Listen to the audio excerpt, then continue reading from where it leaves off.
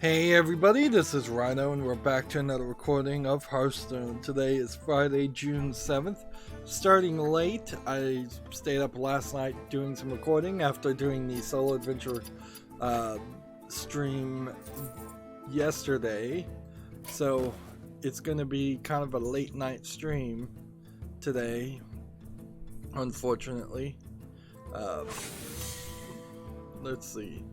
I guess daily quest wise, we need to play Druid class cards and Hunters. We need to get both of those done. We need to get all the news talked about.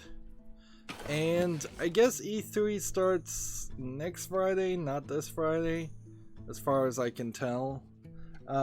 We got some major great drops. And I have a ton of arcane dust too. I was getting really good drops from the Rise of the Shadow card packs that I opened more of, which I'm trying to mark off as being seen, but clearly this is also glitched. Lots and lots of legendaries. It felt like, frankly, somebody, instead of typing in a pity counter of 50 packs, typed in a pity counter of 5 packs. And that has and that opened the door to get a lot of really good drops. I don't have any gold, however, so there's kind of nothing more I can do. I need to go to hsreplay.net and figure out what to do for my collection with the dust. I have on my main account a complete collection of classic cards, so really it would be a question about, do I want to make some Rise of the Shadow cards now, or do I want to sit on this dust until the next expansion comes out, which would be quite a while. And featured cards, I don't think that there's too many featured cards I'm missing. So I probably would not use that as a guide. It's odd that the Tavern Brawl is still going. Tavern Brawl ends in 3 days. Why is the Tavern Brawl still going? Wow, it seems like they've decided to change how the Tavern Brawl works so that it is always available, which is a smart move, quite frankly. They should have been doing that from the beginning. Yeah, it makes a great amount of sense to always have that happen. And we're at rank 18, and I kind of don't want to lose that, but I guess I have to play anyways. And I have a ton of RAM being used, so I need to close tabs. I went through games on the fall list starting with the letter M, so we are at the halfway point. I must protect the wild. We're at like the halfway point of where I need to be to do all the letters.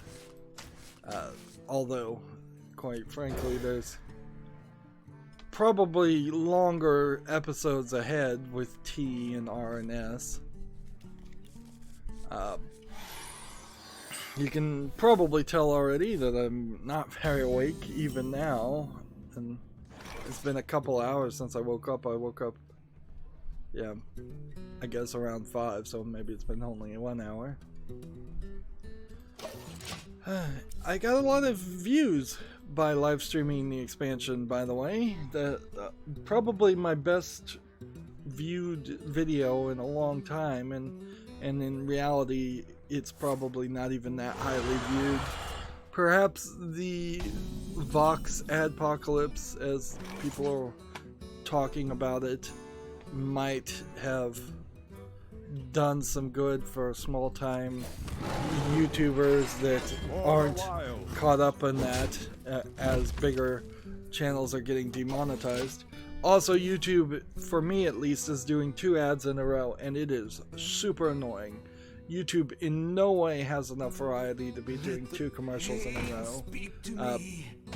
Particularly when you're just breezing through videos and you'll watch a 10-minute video and in that after that 10-minute video, there's 2 ads that are the exact same 2 ads you saw before you started watching that 10-minute video. So it is getting ridiculous. And I can't help but assume that showing 2 ads in a row on a YouTuber's video is not doubling their ad revenue. It may be increasing it by 1.75% or something like that, but I doubt it is an even double, so you're probably getting screwed in the long run. As a content creator, as much as the consumer is getting screwed, you're probably getting screwed in the long run as a content creator regardless, because you're, for some percentage, increasing the chances of people not willing to watch your show, watch your video because of the long ads in front of it. So yeah, YouTube is deflating. I've heard people say that YouTube, it's kind of a tinfoil hat theory that YouTube has been playing this long con, or they might be playing a long con, where they're trying to convert YouTube into something like Netflix, which in no way would ever work. I mean, YouTube's Red's premium content is not, most definitely not enough of that around for something like that to happen. And there's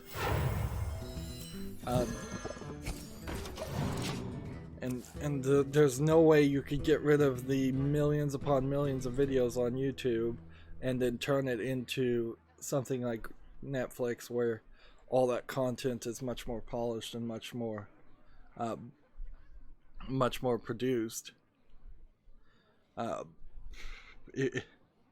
That being said, I'm not sure what YouTube really will look like at the end of all of its actions, because it is seeming like it will just get more strict and more restricted, and just try to be more and more family friendly.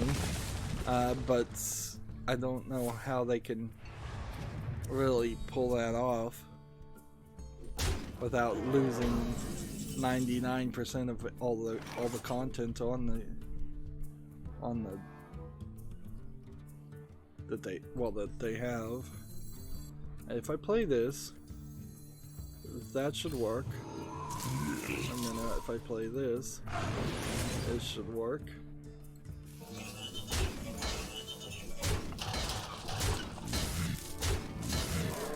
Give that minion a turn to get ready. End the turn. Moving on, Gamma Citra has an article. Report: Blizzard cancels the StarCraft spin-off to double down on Diablo and Overwatch games. This is, I suppose, a rumor at the moment. The StarCraft spin-off was supposed to be a first-person shooter in the StarCraft universe, which wouldn't be the second StarCraft spin-off first-person shooters games that I've heard about, because there was StarCraft Ghost many years ago. I kind of don't know what Blizzard is doing, and I don't know if anybody knows what Blizzard is doing. Seems like they're going through, Activision Blizzard is going through a bad breakup, or the beginnings of a bad breakup between the Activision part and the Blizzard part, and I think when all is said and done, that might have caused them to make a lot of decisions that they probably are going to regret in the long run.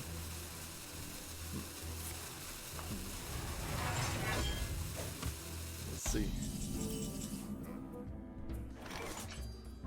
At the end of your turn, cast a spell that you've cast this turn. Targets are random.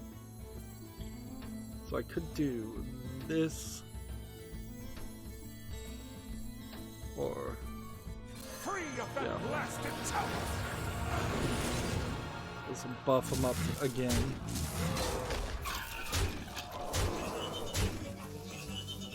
This one won't have it cast a spell on them. At least I've never seen it work that way. Oops.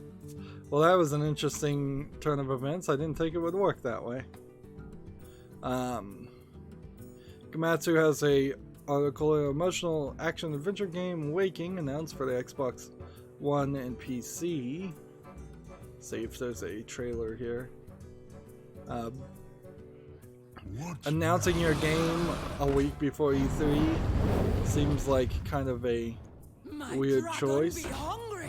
This looks like it might be a slightly interesting looking game, but again, summer 2019, that's not that long. I don't really feel like the video game industry in particular has the wherewithal, for lack of a better term, to sneak out secret projects that are good. So if you're not hyping your video game, it's probably because it's not that interesting of a game in the first place. Run! I will hold them off. And certainly that's what I feel as I'm looking at so many of the games that are on the fall list. There's a lot of games that maybe are good but turned out to be mediocre and never advertised themselves, and thus they have no relevancy because nobody's ever played it. Video games more and more, as I'm looking at the fall list, are becoming very obvious to me, things that you can't really ever have faith in, for lack of a better term, or you can't sneak out a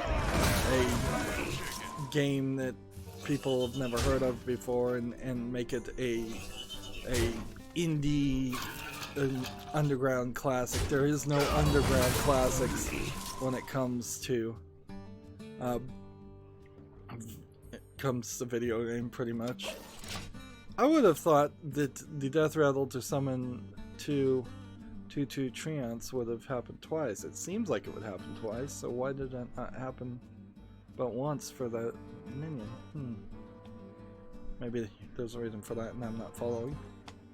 Gamatsu has an article, Omen of Sorrow coming to PC. I have no idea what Omen of Sorrow is, but it looks like a weird game nonetheless. It's a horror-themed fighting game. First launched on the PlayStation 4 on November 28th. Okay, it's coming to the Epic Games Store for $19.99. I have never heard of this.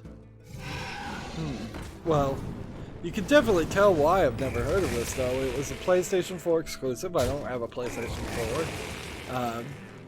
And it's now going to the Epic Store, which that's interesting. There might be a small bit of good that the Epic Store does for PC gaming, in that it might pay some companies to come to PC, and then inevitably when the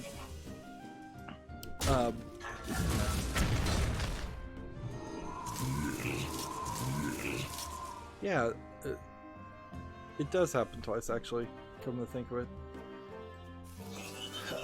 Inevitably, when the Epic Store fails and these game developers have made PC ports, they will almost certainly have to come back to Steam to try and sell their product and make some more money off of it. So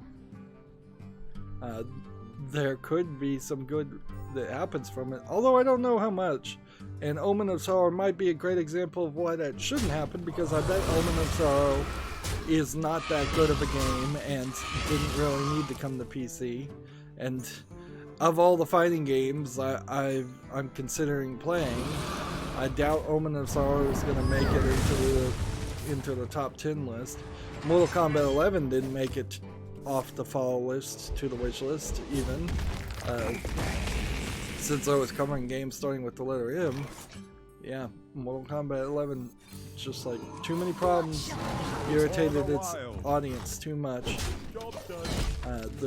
I couldn't imagine myself actually playing Mortal Kombat 11 without complaining over and over again with the bad grind, unless that's been fixed now, with the bad costume design, for lack of a for a short way to explain it. So yeah, there's certainly some stuff going on with it that, in fact, really when it boils down to it, I don't think I'd cover any of the Mortal Kombat games. Maybe 1, 2, or 3. Maybe even 3. This be our neck of the woods. Should be able to win here. Got one. For the wild. But he can always get 2 armor, so. Next we have a game on Steam, Combat Helicopter VR Surgical Strike. This is clearly a VR low effort helicopter game. I don't know why you specifically would need this to be in VR, and the graphics just don't look that good, so well, in motion they don't look that good. Maybe these still images are a little deceptive.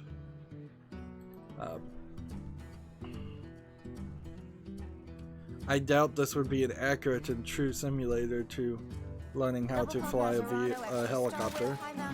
It's early access, $18.99 with a 5% discount, English only. Yep, nothing of interest. It's the life bars and stuff in particular that aren't well polished. 7522 treants,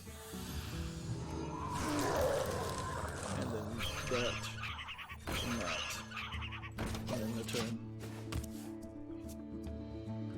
Next we have a game on Steam called Astrogenesis. It would be dishonest to say that most of these games coming out today are probably bad. It'd be dishonest to say anything other than most of these games are probably bad. This looks like an asteroids shooter clone type game. It looks awful.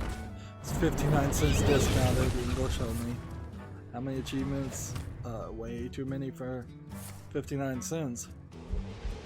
So yeah, there's nothing there of interest. What is happening a lot are TechRaptor in particular. TechRaptor and other sites are predicting what's going to happen at E3.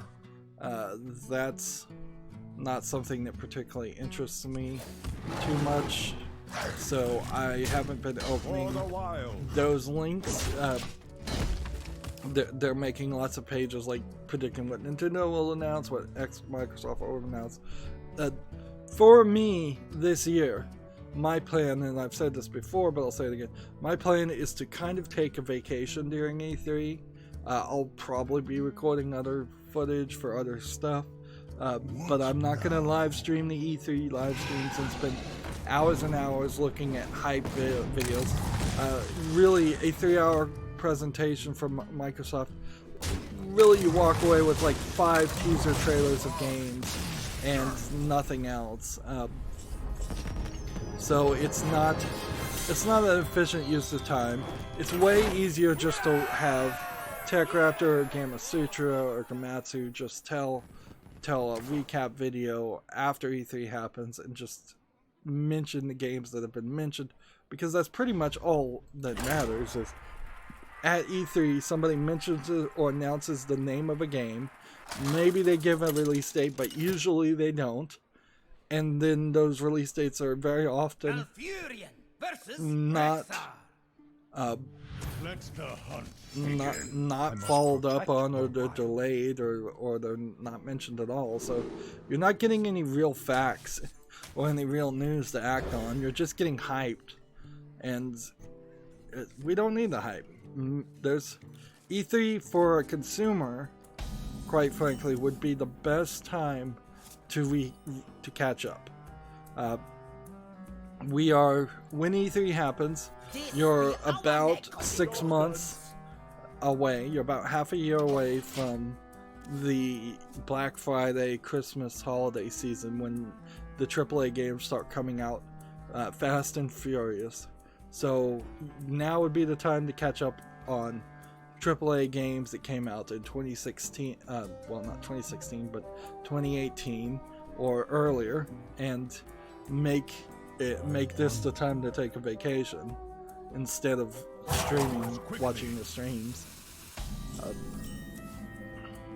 And this really isn't even a thought or a statement that E3 is dying and old E3 was more relevant, which is also an argument you could make. It's just the reality of how E3 has always been, is that it has never given any actionable information, other than maybe save your money, but you should always be saving your money for the next big game. Purchasing decisions are kind of close to impossible to be made based on E3 information anyways, though, because those release dates that are announced, the few that are not trustworthy. So yeah, as a streamer, as a YouTuber, as somewhat of a games reporter, my best bet is to be more like what I'm suggesting consumers do, which is just having focusing on accomplishing more with your hours than watching presentations. That all being said, Gamatsu has an article here. Xseed Games announces its E3 2019 lineup, which Xseed is probably a more niche developer, and some of these games are interesting. Akiba's Trip, or Akiba's Strip as it's usually misread in the title, Hellbound and Debriefed, is apparently a sequel to the original Akiba's Trip game. I believe this would be the third game in the series, actually, because there was another one that wasn't as well received. Akiba's Trip is a game where it's emotional vampires that get their energy by wearing fancy clothing, so you're running around in the game stripping these vampires of their clothing down, I think, to their underwear. I don't think it actually ever shows anything. And so it was a funny concept of a game that some streamers played for a little bit, and I'd sure love to cover it, but certainly it's not going to be a AAA seller or anything. Xseed's parent company is Marvelous Entertainment, which among other things publishes anime, so all of Xseed's stuff is going to be more Japanese weirdo stuff.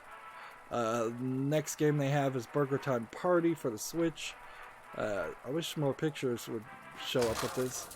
And then Hero Land for the PlayStation 4. I don't know what Hero Land is, but that's probably it. This is Akiba's Trip. Rune Factory 4 Special is coming to the Switch. Sakuna of Rice and Rain for the PS4, Switch, and PC. Sakuna of Rice and Rain particularly was announced at last E3, if I'm remembering correctly. So it's a great example of release dates and E3 presentations not mattering, because half the games don't even come out in a year's time. Let's see. And then Shinron Kagura Peach Ball is coming for the Switch and PC. This is the pinball Shinron Kagura, and then there's one mystery title. I kind of wish these images were bigger. I guess we can make them bigger. So Burger Time Party's adopting a new thing. Hero Land, never seen it before. Here's Shinron Kagura Peach Ball. Here's Akiba's Trip. This is Sakuna of Rice and Rain, and this, which one was this? And then a new title. So one publisher specifically having 7 games to announce at E3 is quite a large number, quite frankly. And I guess with that announcement, this is the first instance of Sakuna of Rice and Rain adding the Switch as a version that was available. Before then, I guess it was just gonna be on the PS4 and the PC. That's what Komatsu's next argument is. Sakuna of Rice and Rain is kind of an interesting game because it has this kind of ancient Japanese story it's telling, but it's half rice farming and half RPG fighting game.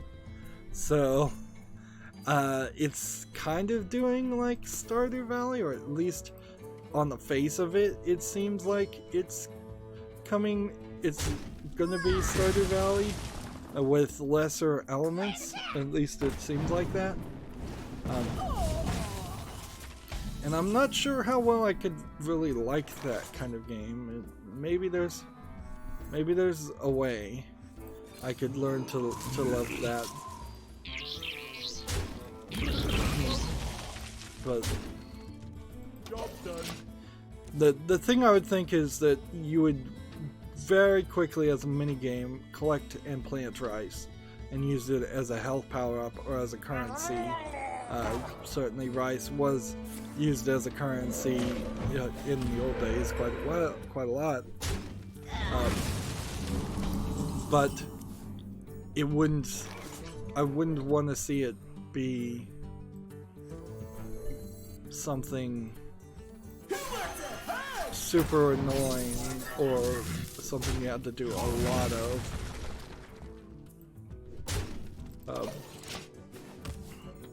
Komatsu has an article here, Burger Time Party coming to the West this fall, with some more images of Burger Time. I'm not really certain that Burger Time is going to sell well. It was an old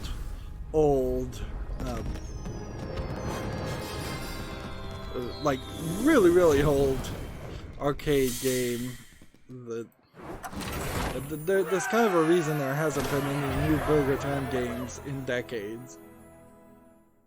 I guess I'm winning a win streak and still need to play Druid cards.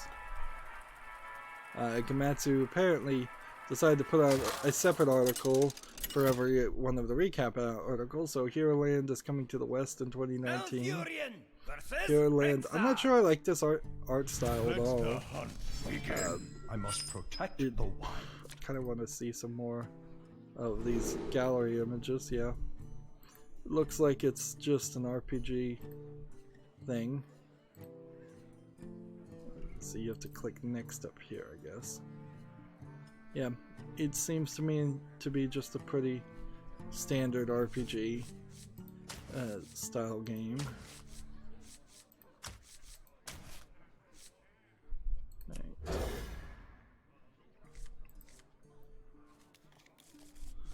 Let's see. Next we have a game on Steam called Fractal Gallery VR, which is, I guess, a gallery museum VR room with a bunch of what one would assume is unlicensable fractal images that have been generated by the software, and one would assume aren't just being copy and pasted from images. This be our neck of the woods. I don't see a lot here, frankly. Like, looking at a few fractals is an interesting idea, but that's something you would do on a web page. Having to teleport yourself around and to look at things like this in VR doesn't make a lot of sense. Sure, it seems like these fractals are moving. I don't know why they'd be moving per se, because that's been some kind of fractal based on like a time element. It's $4.24. Is that what that says? Discounted. English only. Yeah, there's really no way that this could fall into the category of something that you should buy. For no one. Even for education, which it's tagged for, that doesn't make a lot of sense. What shall we hunt? Not to you.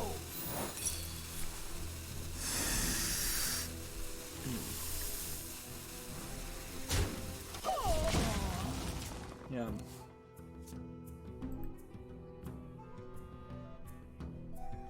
Bouncing around, we have Gamatsu's Akiba's Trip Hellbound and Debriefed coming to the West for the PS4 and PC. I wouldn't be surprised if somehow there's even some censorship in the PS4 version of this game. Apparently this was the original Akiba's Trip. So what was the Akiba's Trip that came out a couple of years ago? Was that the sequel?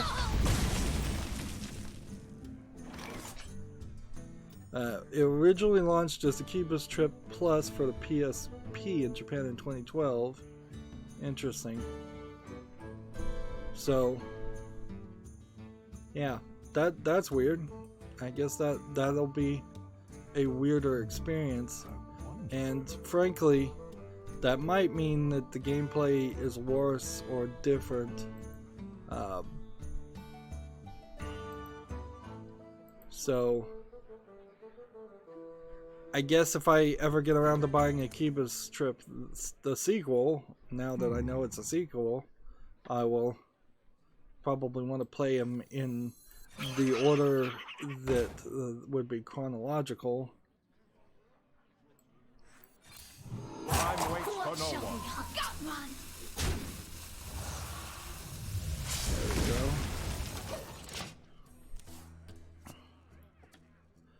Next we have a game on Steam called VR Racing. I think you'd instantly get motion sick using a VR headset inside of a car racing. I think very few people actually could race in a race car without getting motion sick or dizzy or crashing a lot. So this probably would be a great example of something that just highlights the reality of the situation instead of the fantasy of the situation. This is early access for $10.04 discounted for a VR game. That's a little too expensive, particularly when you're talking about a racing game.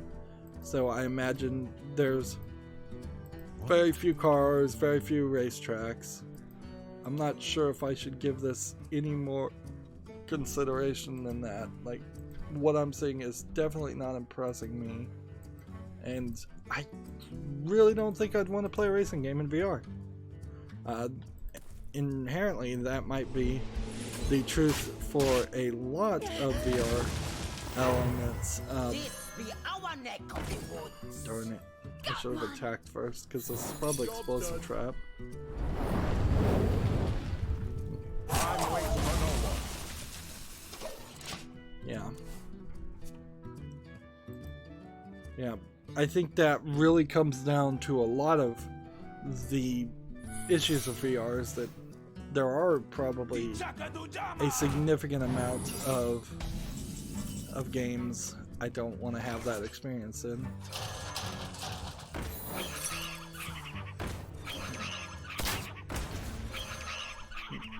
Job's done.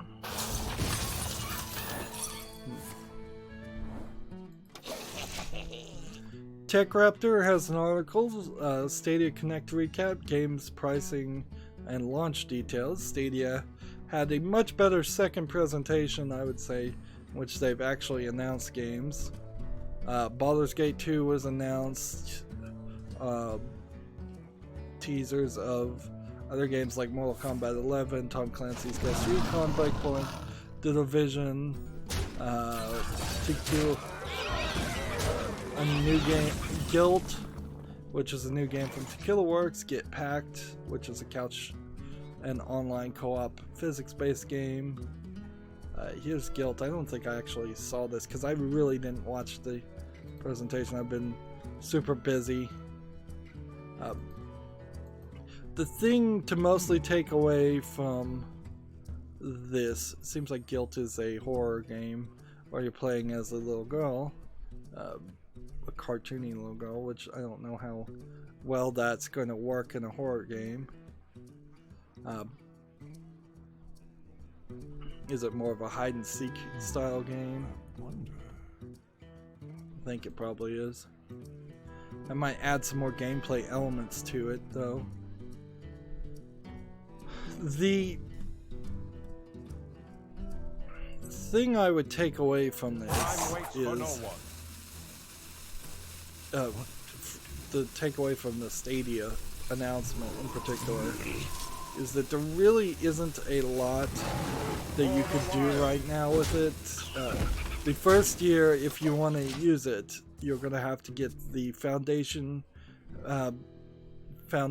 purchase, which I think is somewhere around $350, the foundation pack, and because of that, you will be able to stream, if you have enough internet, at 4K potentially,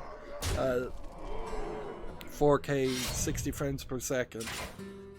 But you also have to buy all the games too. There is going to be like a Games Pass service, but it's not coming out in the first year. There is going to be a free base service, but if you don't get the Foundations pack, they're threatening that you more than likely won't be able to reserve your username, because there will be like a gamer tag that assumedly people are going to try and squat on. They're heavily encouraging people to squat on usernames, quite frankly. So I don't really see a lot of reason that this is going to succeed in the first year. And if it doesn't really succeed in the first year, then the first year really is just a year-long beta, and that's really what it feels like. And I imagine by the time the free base service comes out, it's not going to be something that is well conceived or preserved. And inherently, Steam could try to do the same thing for a lot of their games right now. Like, if Steam just ran up instances and streamed a lot of the low-end games that were on Steam, so you didn't have to download them and install them on your computer, they could get, I think, at least 40% of every game on Steam to run that way pretty easily. And it would probably help them quite a bit. Shall bring victory. So the only thing Google is offering is Google's backend, and with that comes the caveat that Google has a long history of abandoning projects. Here's the game Get Packed, so we can kind of see what this is. I think Stadia, probably not the best name either. Interesting it's not being labeled as Google Stadia. Yeah, this seems just like a silly physics game with no real play. Nothing of interest. And then, according to the Google Stadia support page, there's Assassin's Creed Odyssey, Borderlands 3, Darksiders Genesis, which was the game that was announced, and we'll talk about that. Destiny, Doom, Doom Eternal, which is the sequel to Doom. I keep getting it confused with Diablo Immortal.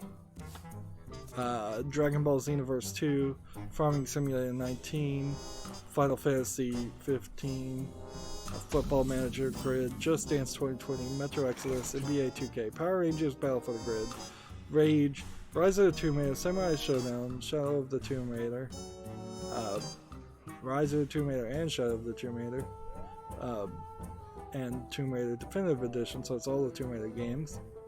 The Crew 2, The Elder Scrolls Online, Thumper, which is probably the one that's going to most be affected by latency, Trials Racing, and Wolfenstein Youngblood, but not Wolfenstein 1. So that puts you in a position where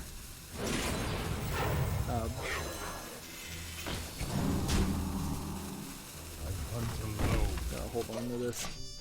It puts you in a position, though, if you look back at these games, most people of a certain style of gameplay are probably only going to play a few of these.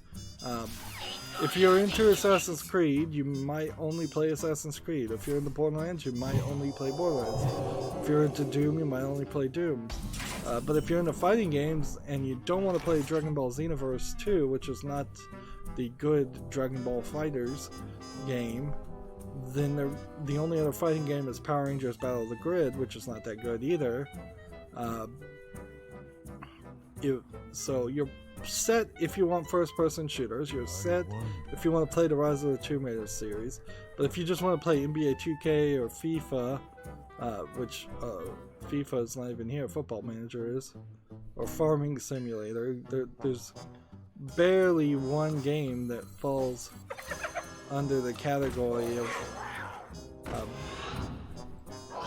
of being something that would interest you.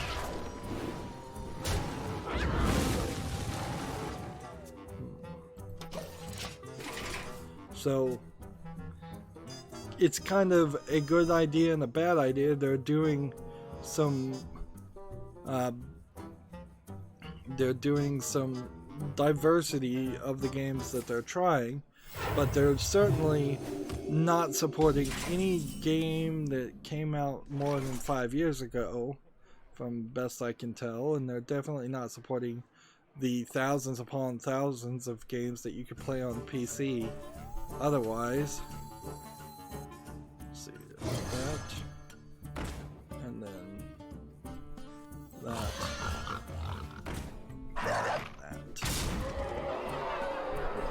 I think we can go ahead and attack.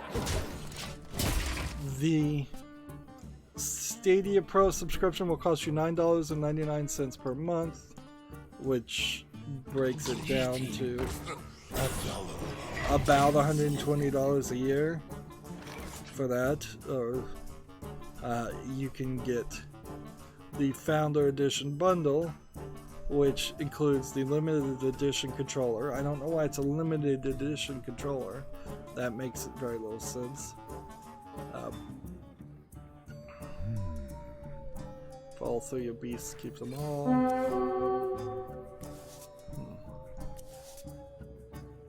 Alright.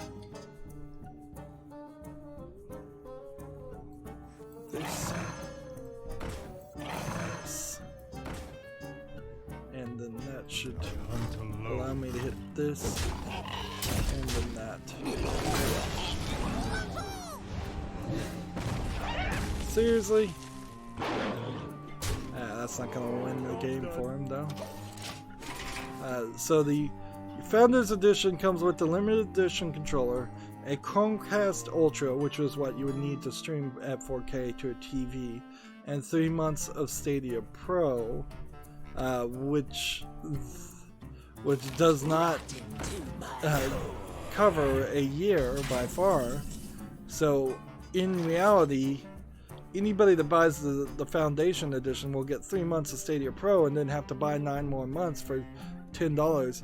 So it's an extra $90 on top of this. So the Foundation bundle is selling for $129.99, but actually add another $90 on top of that so that you can actually use it for the first year, which will be the exclusive year.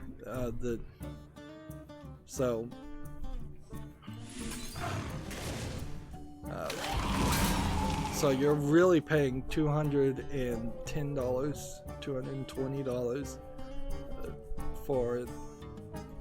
That's a major amount of money for this console that's not a console idea. Apparently, there's also Destiny 2 coming to Stadia, but Destiny 2 also I think is going free to play is the rumor, so you could play that anywhere. You have been.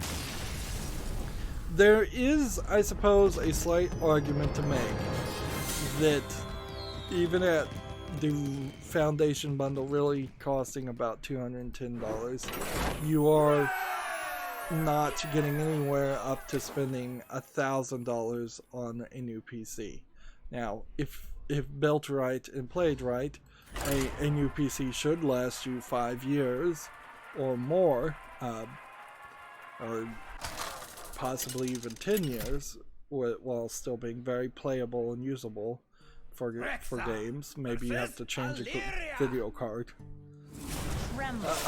But Stadia really is not comparing itself to PC gaming, because PC gaming price has always been high. It's comparing itself to console gaming, and there's a lot of benefit of getting a Xbox 2 or whatever it's going to be called, and a PlayStation or a PlayStation 5, which, in fairness, maybe the PlayStation 5 is going to be less than is going to be more than $210. It probably will be. It'll probably be $250, $350 for those consoles.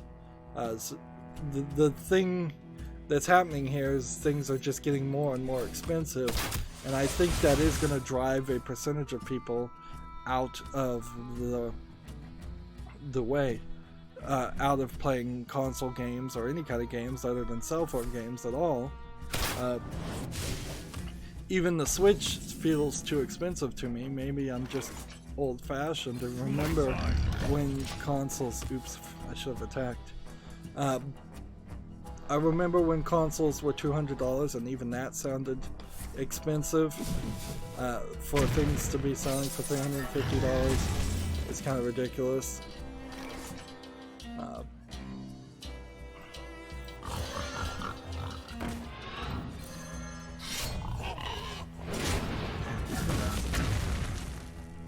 Let's see.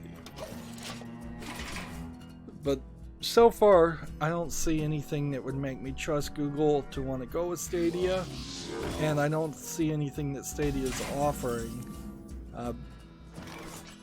And of course, you run right back into the same problem that Microsoft ran into when they tried to do an all-digital future.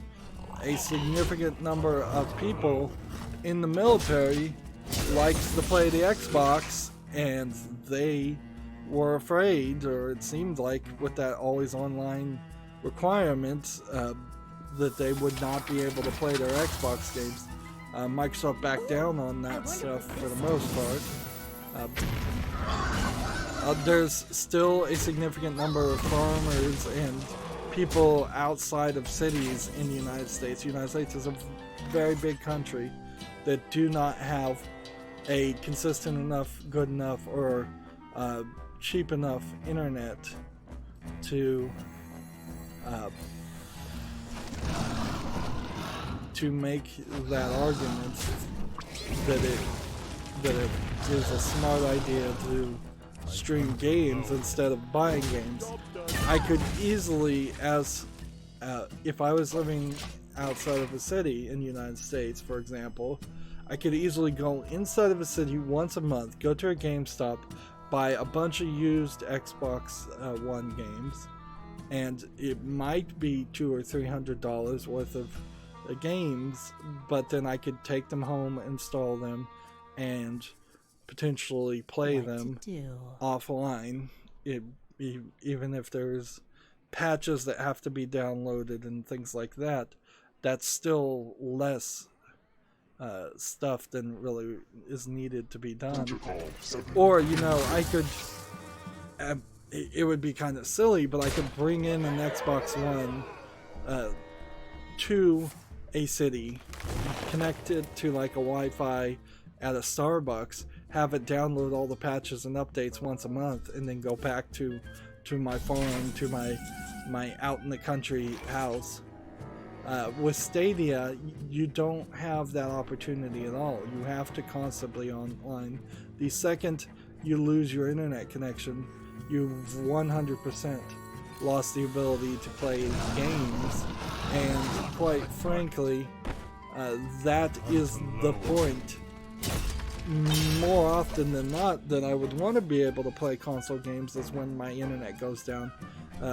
I live inside of a city, and I have pretty good internet and it's pretty stable, but still, once every 2 or 3 months, there is a day where the internet is down for the entirety of the day, and at that point, I'm either doing Lego or a jigsaw puzzle in real life or something like that, or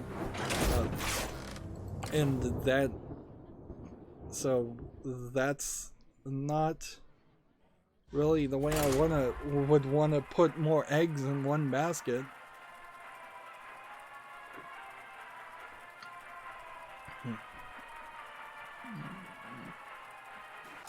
There is also a fear of fiddling around behind the backs. Like, you could easily see that a Stadia game during the first 6 months of sales gets tons of server support and tons of bandwidth, and then once that first 6 months goes away, they start dialing down the graphics. They start having less and less servers. I wouldn't be surprised if it is almost certainly a situation where the game developers and the publishers are paying for the Google Stadia servers, and I would not be surprised. We've seen it thousands of times where publishers have just said, oh, we're taking the servers down, it's not worth our money to keep this game up, or we're reducing the number of servers.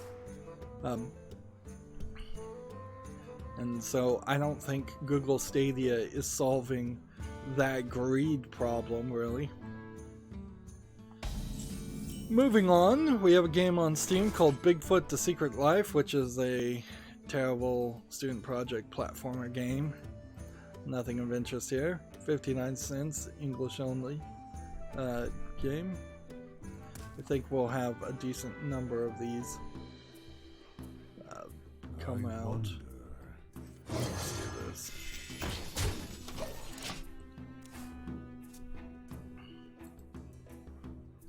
I suppose it wouldn't hurt to finish early today with the news. It is also worth mentioning that the GameIndustry.biz finally peeved me enough that I decided to mute them, and I'm experimenting with that. They decided to bring up Anita Sarkeesian, the person who always was and always should have been treated as irrelevant, yet again for no reason. And they certainly were pushing hard and fast for the Vox adpocalypse. And certainly some of the people that are more liberal and SJW were telling a very different story from what was happening and from what I was hearing as far as the causes, the reasons for the Vox adpocalypse, which frankly, it seems like the Vox adpocalypse really has nothing to do with Vox or Steven Crowder. It seems like it is actually just an instance of terrible timing on YouTube's part, and then deciding they didn't want to take credit and look like they were doing something that they really weren't. What I suspect, or what it feels like, is that they had a list of things that were going to get demonetized, and they sped up the action to demonetize it to make it look like they were reacting to Steven Crowder.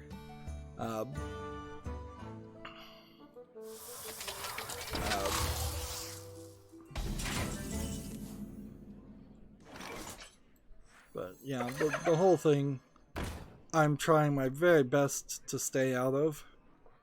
I really don't care to be involved in yet another one of these terrible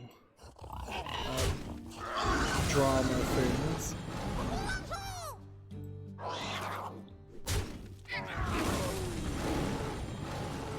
Right, I'm gonna go and attack this, and then I'm gonna attack this.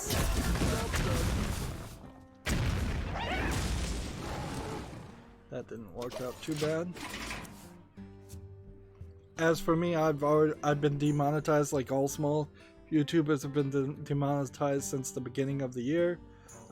My watch time seems to be a little lower than usual too, so even if I did somehow get 1,000 subscribers, my watch time might be a slight concern. Probably not, since I have about 333 right now. If I could triple that, then I'd get triple the watch time, almost certainly.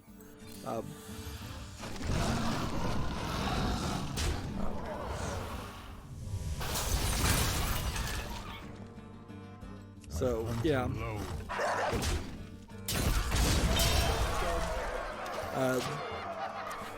But maybe there's actually some silver lining on this. Maybe more of the conspiracy channels, which is really what YouTube said that they're mostly going against, is they're going against conspiracy channels and channels that are mostly built around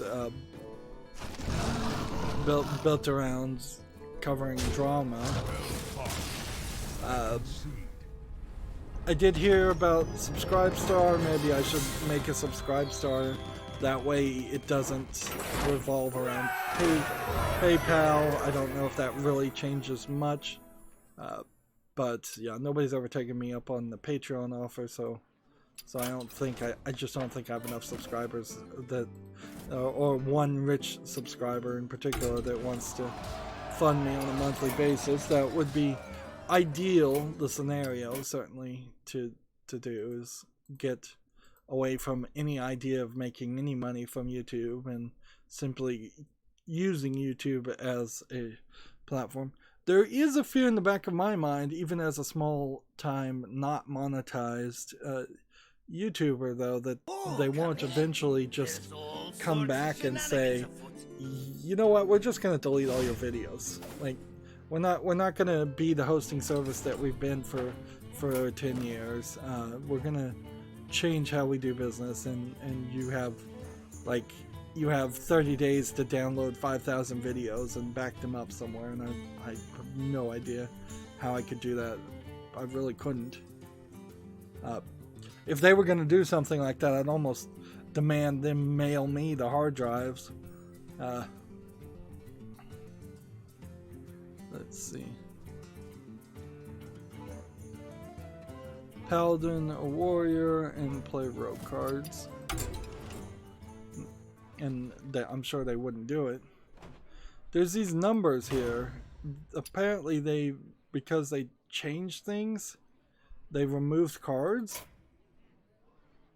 And these numbers are new. Certainly. Guess I might as well just play rogue. We have a game on Steam called Sack of Bots. It's terrible. I tried to do a little curation here. 89 cents discounted, English only. But clearly I didn't do a great job of it. We've got a game here called Attached, which looks like an asset flip game. Yep. Nothing here of interest. Early access, $13.99. Yeah, this is the pre-E3 garbage that we're going through. We've got a game called Czar, Burden of the Crown. This might be an older game, so there might be something here to this.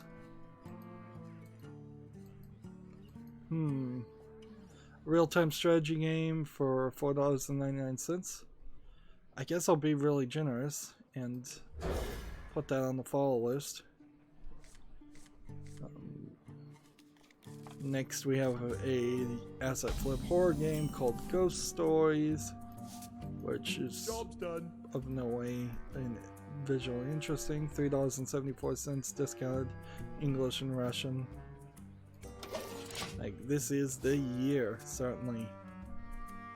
Well, not the year, this is the time of the year to release terrible games, I guess.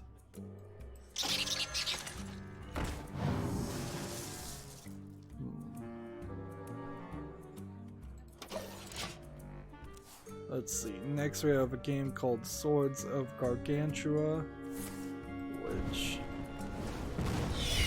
be something. Might not. Looks like it's a sword and shield style game. Kind of like Mordhau. Mordhau, by the way, I did not also put on the follow list. Requires VR, it's $19.99, single player and online multiplayer. So many options. I think this deserves to be on the follow list because it looks more visually polished than most of the games I've seen, and it seems like you're fighting giant monsters in VR, which would be an interesting idea, certainly.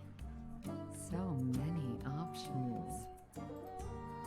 Yeah, I think there's something here worth checking out if I ever get VR, so I'll put it on the follow list.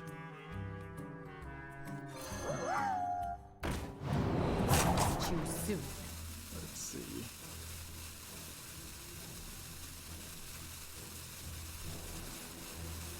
Don't want to steal another card. Job done.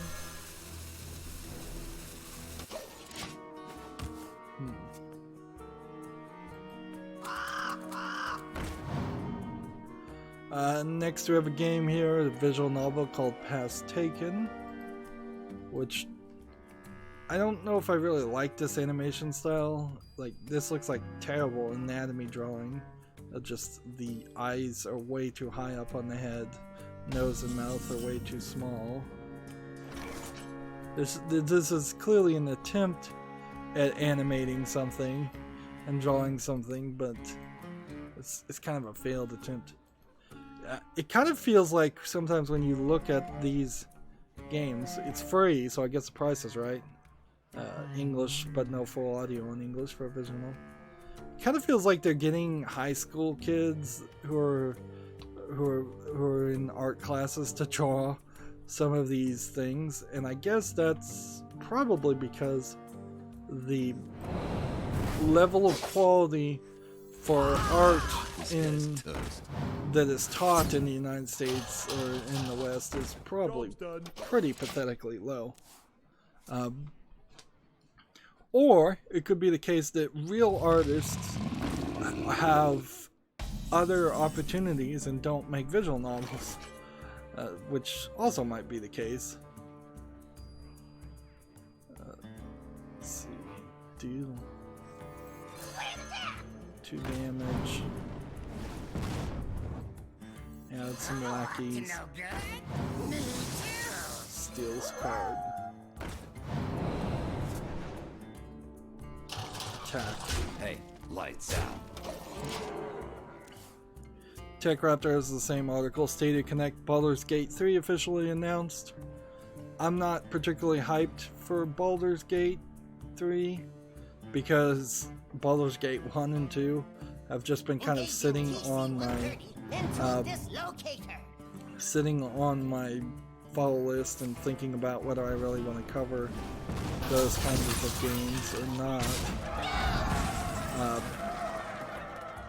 Because they're kind of like Diablo-esque clones, and if I'm going to play something like Diablo, why not just play Diablo instead?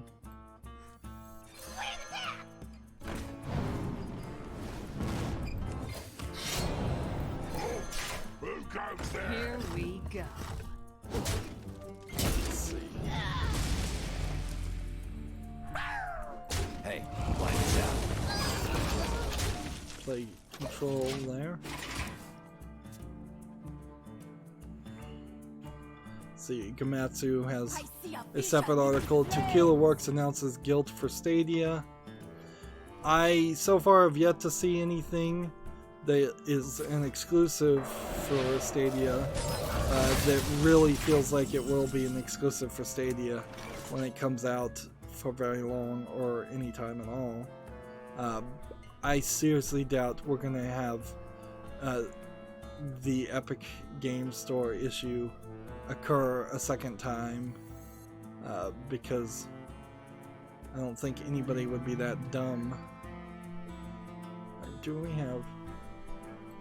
I mean, I could do this, and then I can do this. Here I can we attack go. here. I can do this. And I can do this. That doesn't do anything.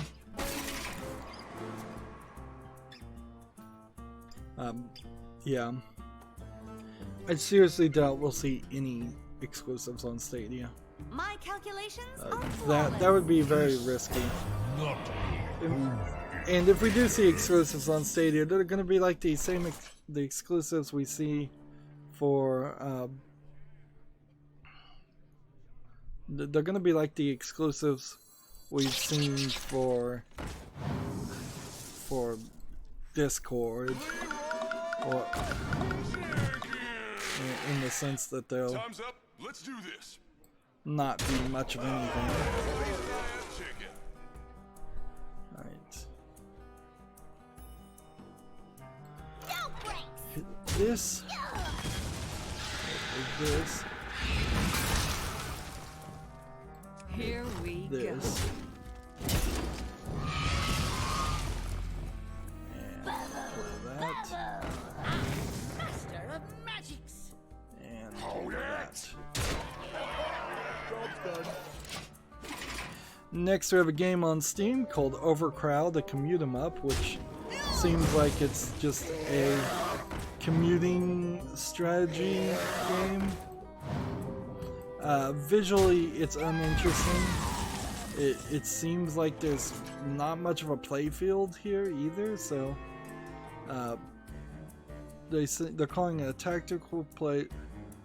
tactical management sim, is I think what it's been called, and yeah, I don't see anything here of any interest. Early access, $16.99.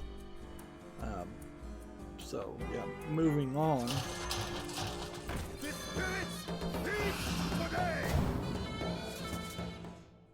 Alright. Return the friendly thing to your hand. What happened to my other cards? I guess I did only start with 3. So, Meet you soon. isn't this wrong?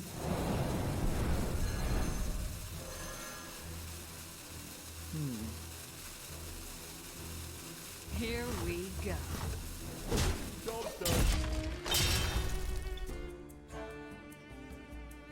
Let's see. Next we have a game on Steam called Retromancer, which looks like a Robotron clone, just top-down twin-stick shooter arcade game.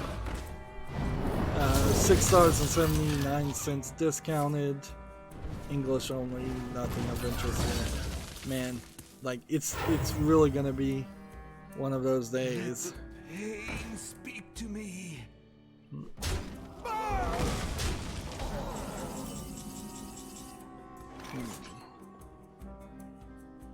Right. What if we were to steal a card?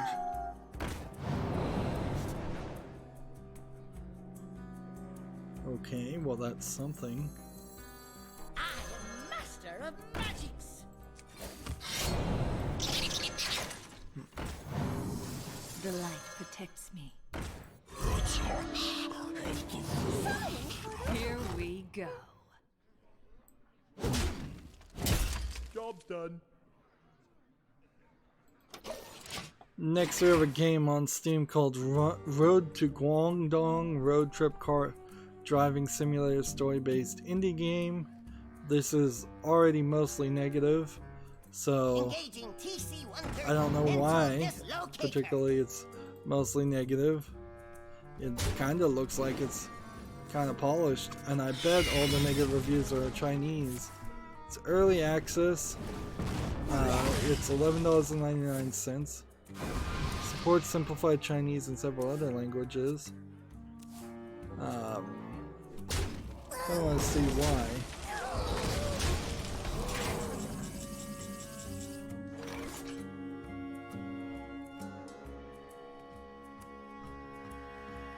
This apparently is from the same developer that made Jalopy, and so they were thinking this would be Jalopy 2. Let's see. The game is not really that interactive and is rough around the edges. There's more dialogue from... I can't read any of this anymore. I'm gonna have to just larger zoom everything now. Jalopy, things that made Jalopy good minus things that made Jalopy good equals Road to Guangdong. Okay, so apparently this is from the developer of that game and they didn't like it. I'm not sure I even would want to play Jalopy 1, so let's see.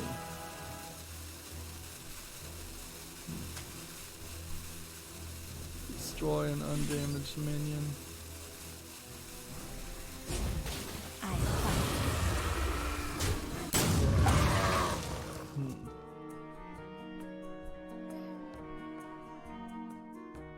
So they definitely snuck out that game while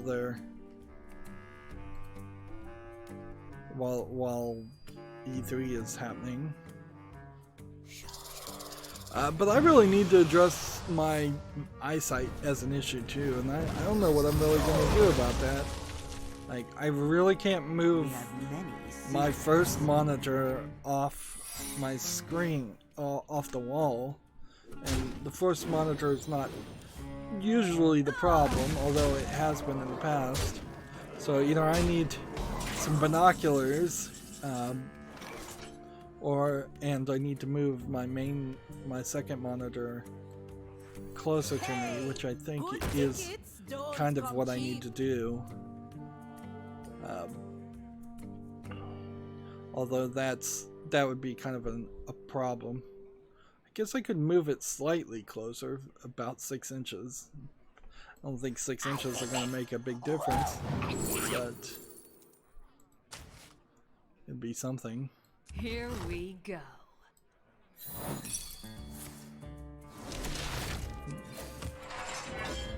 Job's done.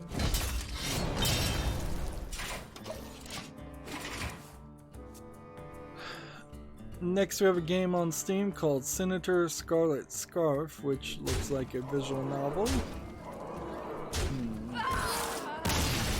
This looks different by far. Like, seems like it is definitely a Western animation style with a Western way of doing things. Having the text on the side instead of at the bottom of the screen and putting in little bits of animation. This actually catches my attention. $9.99 discounted. English and Russian. It might be a Russian bad game, but I don't see that. Alright. Need to play 9 more rogue cards. So I'll put that on the follow list. Gamatsu has an article, the real-time strategy games, they are billions, is coming to PS4, Xbox One in July. I don't think there's probably much more that needs to be said there. I've heard they are billions mentioned a few times, but I don't really know if there's anything special about it to say. Let's go ahead and play that. See, Gamatsu has an article, Citizens of Space announced for the PS4, Xbox One, Switch, and PC, due out June 18th. I have no idea what this game is, I've never heard of it before. So, it seems like it's a Sega game. Sega putting out a small lesser, or publishing a small lesser named game. It seems kind of like it's probably a bit of a adventure RPG. There might be something in this art style and the storytelling that makes this slightly interesting, but I'm not 100% certain about that. We'll have to wait till we see some reviews until it's out. Here's an interesting story from Gamma Sutra.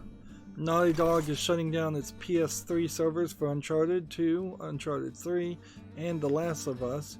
So this is 10 years or almost 10 years that these servers have been up, but it also is an example of why you wouldn't want to trust things like Stadia. Now, I guess that would be the online play elements of those games, although I didn't know Last of Us even had online play elements. So I'm not sure what you're really getting there. Is this something that you could read more into? You could try, but you really don't have any evidence here that this isn't, for example, an example that Naughty Dog is losing faith in PlayStation and they're going to start releasing their games on Xbox, or that they're going to start releasing their games on PC. I don't think you can read that into it. If anything, I imagine Naughty Dog is fine, although maybe the people inside of Naughty Dog have changed quite a bit, because certainly the writer for the Uncharted series, she went to make that Star Wars games for 1313 that was cancelled, and so she's working for a different company.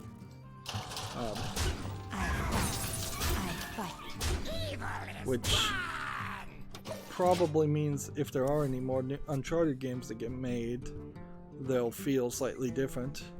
PlayStation, at least last E3, was heavily pushing The Last of Us 2, but it could be a case where we learn more after The Last of Us 2 comes out that their solo relationship, their exclusive relationship with PlayStation might stop.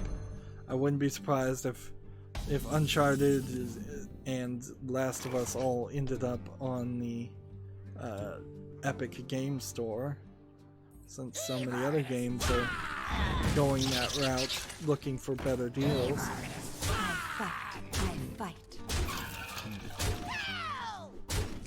On the other hand, I could certainly believe the exact opposite is actually going to occur. I wouldn't be surprised if there is a whole another collection of exclusives that Sony has licensed for the PlayStation 5, and they're all going to get announced around E3, and the PlayStation 5 actually is doing the things it needs to do to have a good release. Up to no good. This next game on Steam has got me a little dumbfounded.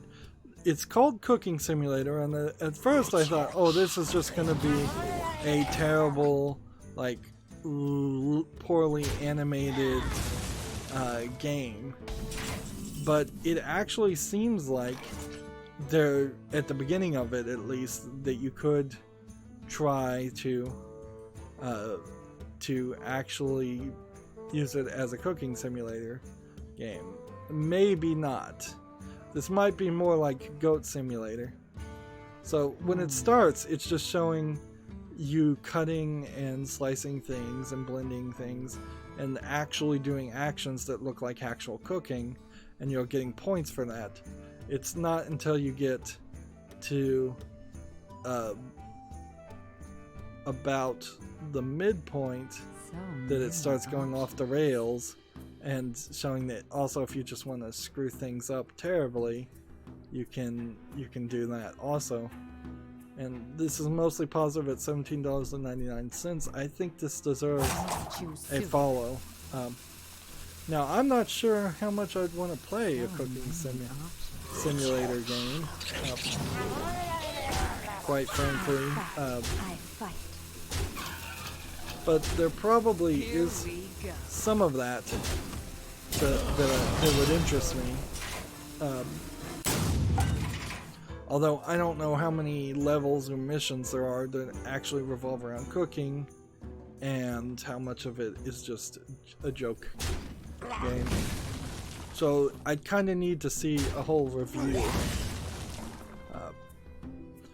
And certainly this still falls under that category of you're doing somebody's job. I would say cooking can be, if done at a leisurely pace under low stress situations, can be a hobby. But if you're cooking a kitchen line, that certainly is not the case usually.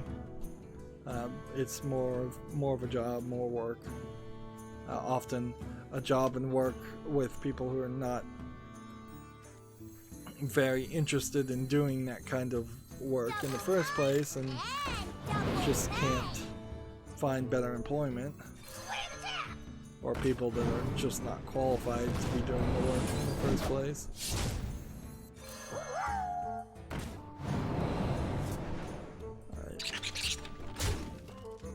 I fight. Here we go. Alright, we've got a victory here.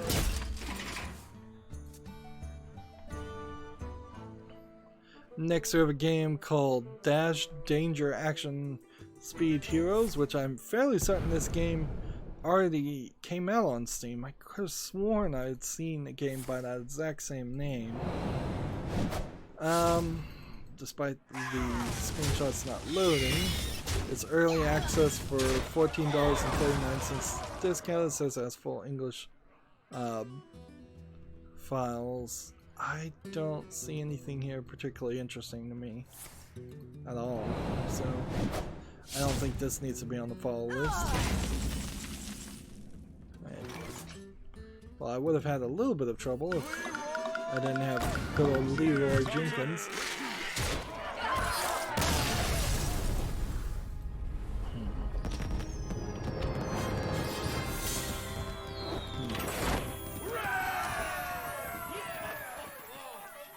Still need to play 4 rogue class cards. Is that all we need to do? Also need to win a paladin, a warrior game. Tech Raptor has an article here. The Padre review. You're mostly alone. It's dark. Let's see. That implies to me it's probably not a very good game. From the looks of it, it certainly doesn't look interesting. They gave it a 6.5. Good.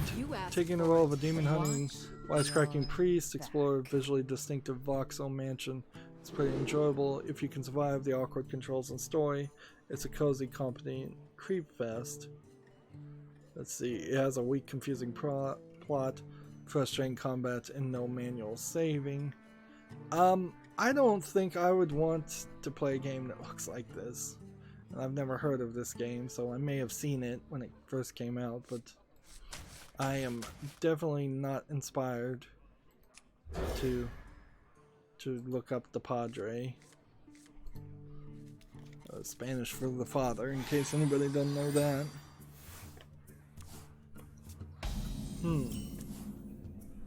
Interestingly, we have another game called Gore Melee, which seems like it's a 4-player versus 4-player melee style game. Requires a controller. It doesn't look particularly interesting. So many options. The light could choose soon. Let's see. Yeah. It's $5.59 discounted, English only.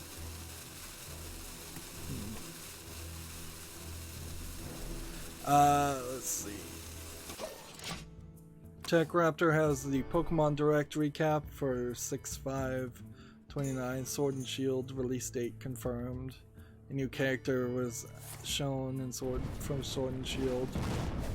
New Pokemon was shown. The new region is expanded on. Things like that. Nothing of real interest unless you're big into Pokemon, and if you're big into Pokemon, I think the main thing you take from it is, yes, it's a new Pokemon, yes, you probably want to play a new Pokemon game if you're a fan of Pokemon. This Sword and Shield in particular seems like a good one. Gamatsu has an article, Asphalt 9 Legends is coming to Switch, which looks like a racing game. Apparently it was a Microsoft Store game originally. Yep, does not look bad. for a racing game. I think we might end early today, so I'm trying to kind of burn through all the news, and there may be a decent number of games I just skip over. That's the card I wanted to play. Here we go. Gamatsu has an article, The Fascinating World of God Wars, The Complete Legends. This seems like an opinion piece from Gamatsu, which makes no sense because Gamatsu has been very good about not putting out opinion pieces and just reporting news. In a weird way, that kind of says that Gamatsu is a lesser quality news source because they don't put out opinion pieces. Here we go. Let's see if this works.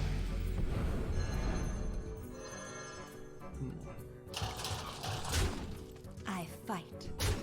No, I don't think it worked at all. Who lost his buff?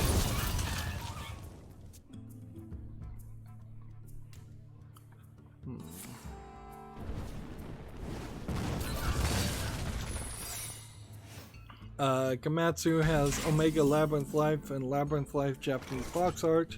So here's the Switch version of the box art, showing a couple of girls and using the boob Omega sign, which this is not the Omega sign really.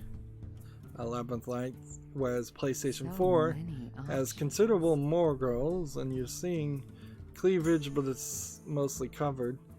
You would think Labyrinth Life would be the less censored one by comparison. The only thing you're seeing more of in this case is the back of the thighs and legs. So many options. But you're still seeing quite a lot of that anyways. So the Japanese art, at least, is not getting significantly censored by the Sony Interactive Entertainment in California. Here we go. But the internal content is definitely censored.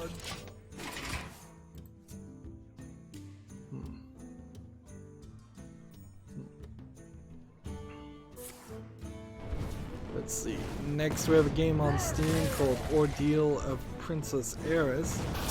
It looks like it is a RPG game. Maybe a little RPG maker. Maybe I want to give it a little bit more of a chance though.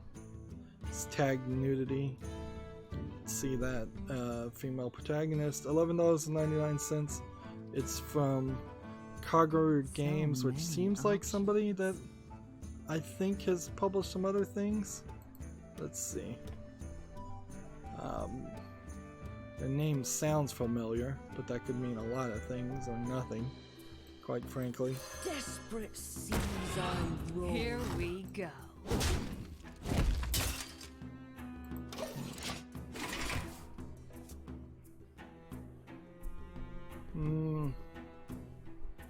Looks like Kagura Games is mostly known for publishing games that look like RPG Maker games and are selling mostly on nudity.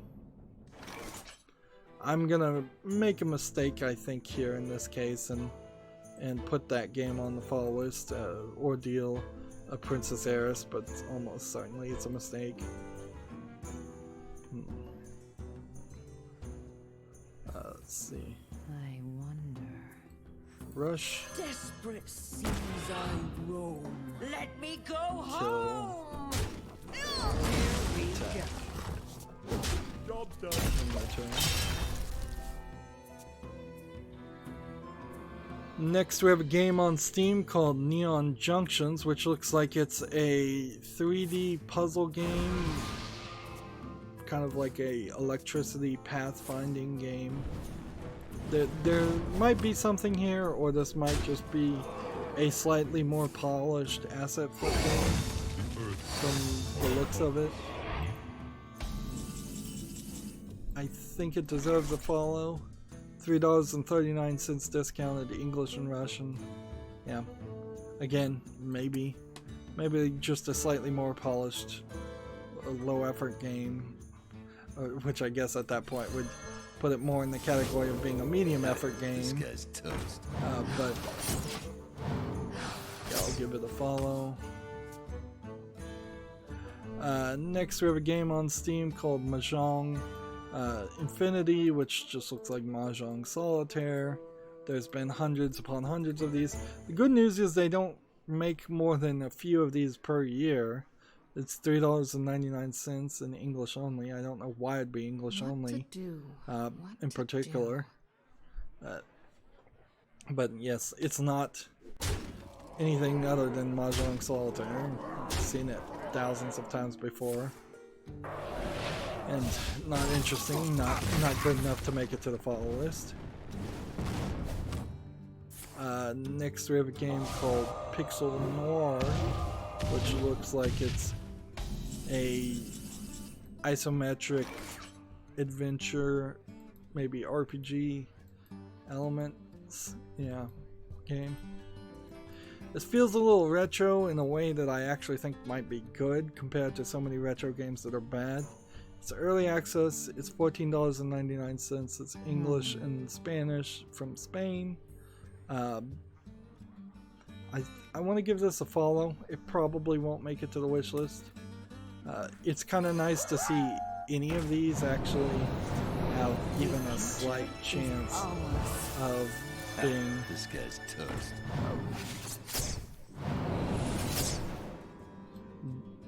like even a slight chance of being good is nice, because I thought we were definitely going to see nothing but garbage today. Next we have a game called Mobler, M-O-B-L-E-R, which seems like it's a platforming game in 3D while things are falling downward. It doesn't seem like there's a lot of sense here, but there might be a game here. See, it's free to play, so I'm gonna give it a follow. English only. I think this might be a student project also, so that might affect my desire to cover it.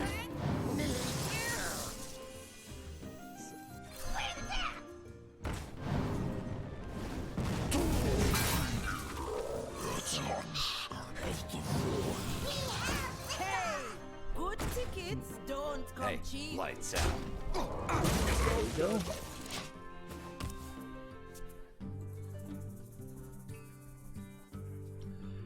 Next we have a game on Steam called Devil Catching Bees Underscored, which looks like an incredibly low effort student project and in no way should be allowed on Steam.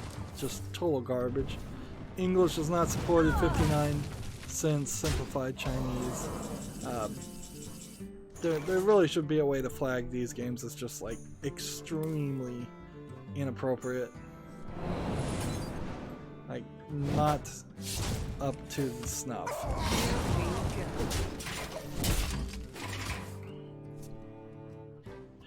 This is odd. The game Toki has been re-released, I believe, again on Steam. Because I'm fairly certain that this was either in early access before, and we've definitely seen this before, but it came back and said that it's out now. $17.99. I suppose I'll give it a follow just to see if anybody actually buys it and reviews it. I imagine most people are smart enough to not buy something like that. Alright, now Warrior or Paladin. I think Paladin victories would be pretty easy to get.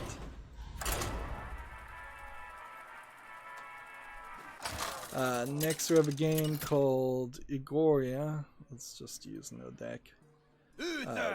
Which looks like it's a life, like real-time strategy sim type game. or you're running your tribe. $16.99. Sorry, mistake. This is an early access version. It's not labeled early access.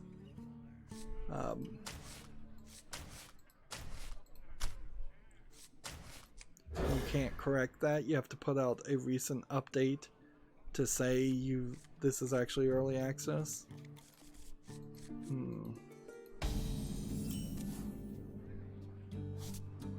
Job's done.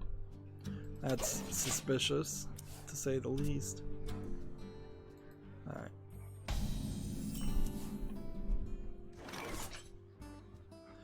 Alright. Put this apple on your head. Job's done. Next we have a game on Steam called Casball, which seems to be a 3D shooter game. And maybe in 3D I might find a space shooter game interesting. That being said, I don't see anything particularly interesting about this. Like a Star Fox style fly around in 3D space shooting would be interesting. It's free, it's early access.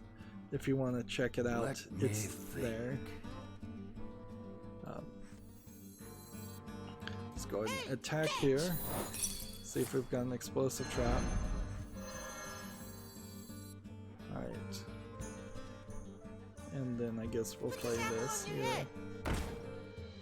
And sure, play that too.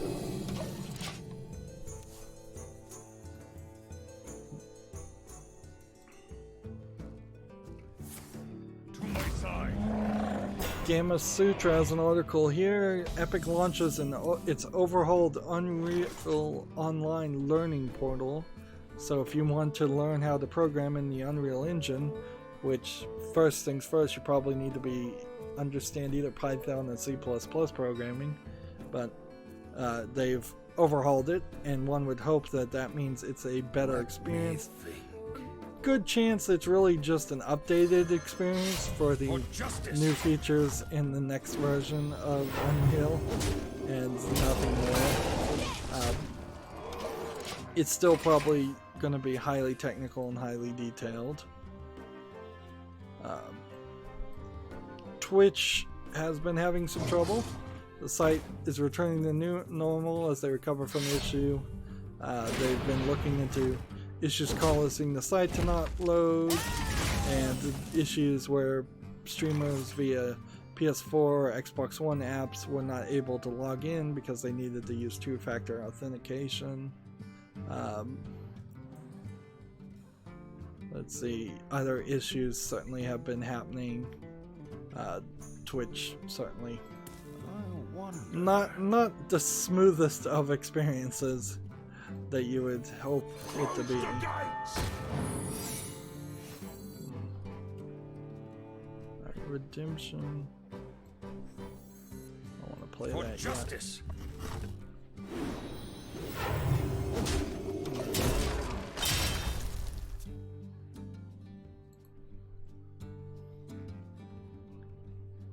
Let's see.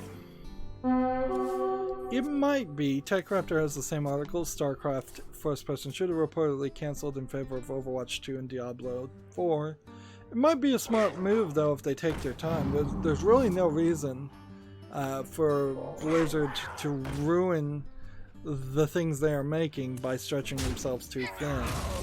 If they make a StarCraft first-person shooter in 8 years and it's really good, compared to making one that came out in 4 years and actually isn't that good, that's probably a much better way to go about things.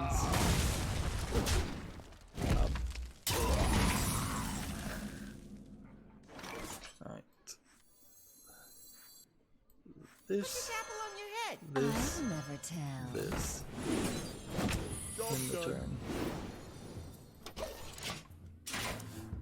Gamma Sutra has an article here. Tencent sells a quarter of its Glue mobile shares for 56 million, which I'm not sure if this really is anything other than Tencent just making some money. They got 21 million shares for 126 million in 2015. This following the success of Kim Kardashian's Hollywood, and later on invested further in 2016. I imagine Glue Mobile, if you're making a Kim Kardashian's Hollywood game, probably not making anything that's selling super well these days. So it might be an instance of a lack of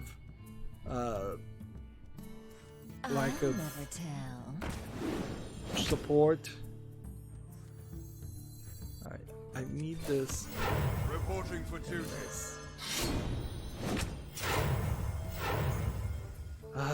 Seriously. Alright, well then I just have to end my turn.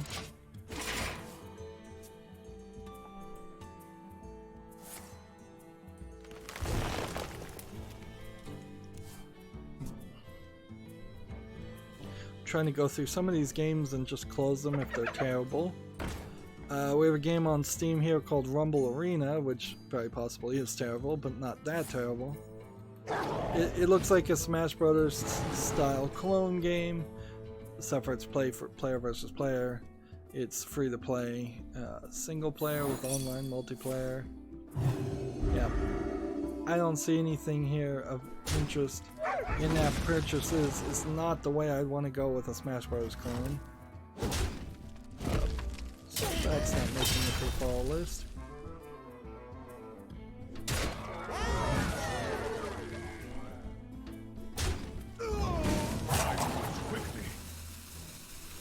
This guy has 9 health. If I could just do enough damage to clear the path. For justice. Alright, well fine. We'll do this. We'll do this. And let's do this. For justice. Do this. Reporting for duty. And I might lose or I might win depending on how this goes. Next we have a game on Steam called The Penguin Factory, which seems like it's an incredible machine style clone game with some low effort assets, and it looks like it's probably a mobile game with all these buttons on the screen. There's really nothing visually attractive to this or interesting looking in the gameplay. It's $1.49 discounted in English only. So the Penguin Factory definitely not making it to the wish list. Alright. Well, let's play this. Do this. For justice.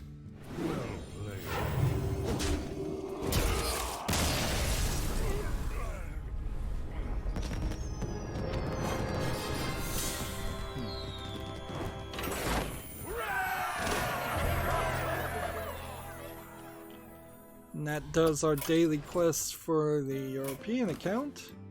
Let's move on to the Asian account. I'm trying to rush through all of this today since we started late. And alright, Gamer Sutra has an article here. Sony is trialing new PlayStation voice chat transcription feature. It's a little surprising that they would admit that the voice chats were automatically transcribing everything that was being said. Almost certainly that is the case in any game that is that has voice chat going on. Oh, by the way, if I'm trying a new blurring feature instead of a blackout on the chat here. So let me know how you think about that. So this section of the screen is being blurred using a plugin that I found. Let's see how close this guy is to being done, if we can challenge a friend. Maybe the solid black is a smarter move and makes the chat easier to read, so I might go back to it, but I wanted to experiment, and now that the solo expansion stuff is out, I think he's playing, yeah, he's playing the single player expansion, so he's not going to be interested in doing that. So we'll probably have to do challenge a friend off screen. We need to play Warlock cards, and we need to get a Paladin and Priest victory. And I think we'll probably find that we're going to not even get all of that done. So yeah, almost certainly any voice chat feature in anything is transcribing that stuff and keeping it in records, maybe sending it to a government agency, foreign or domestic. But for it to be an end user feature, it seems a little strange. Uther versus Valir. This is probably the biggest news. Gamma Sutra has an article. Struggling Starbreeze has been granted an extended reconstruction period until September. So Starbreeze has until September to get its affairs in order, and then it would probably ask for more time and say it's not ready even then, and then go bankrupt. The pleasure is mine. TechRaptor has an article. Idle Manager mod support has been added with the release of an official editor. I don't know what Idle Manager is, though. It seems like this was a Kickstarter game. But yeah, this kind of feels like you're doing kind of like a tower sim. I don't really like the animation style. Must move quickly. Yeah, I don't know if there's really a game in there that's interesting to me. The pleasure is mine. Please shut up. Job done. I'll take my time, and if you don't want it, see, it feels like this Idle Manager game is a lot more than meets the eye. And doesn't seem like it is as much a management game as it might be some other elements. Have some other elements in it too, like relationship management. And the way things are being shown here in this animation style does not look like any of the characters that are being shown here. This animation style is very different than that. This is dull and lacks detail and shading. This is bright and lots of detail, lots of shading. And frankly, I can't even 100% explain the difference, but I can see the difference by far.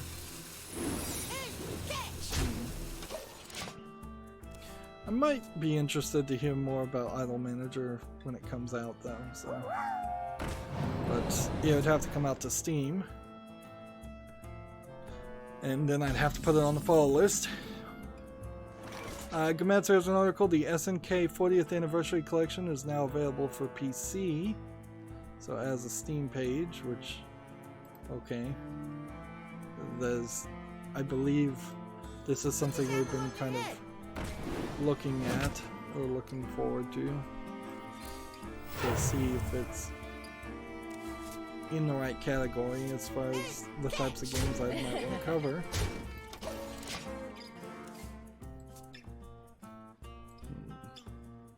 Here's it on Steam, and it seems like it is a collection of games that I think are mostly very old SNK games.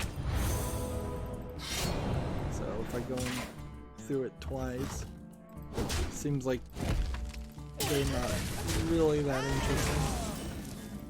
This is the kind of game where I might get it, or this is the kind of bundle where I might get it just to support old retro games, and maybe because I would then feel better about finding ROMs somewhere else and running it through an emulator. But most of these SNK games don't strike me as interesting at all. Like, and they've got this one bikini-laden character on the front to catch your eye, but most of these games look like old arcade helicopter shooters and such. It's kind of bait and switchy. Let's see. The light protects me.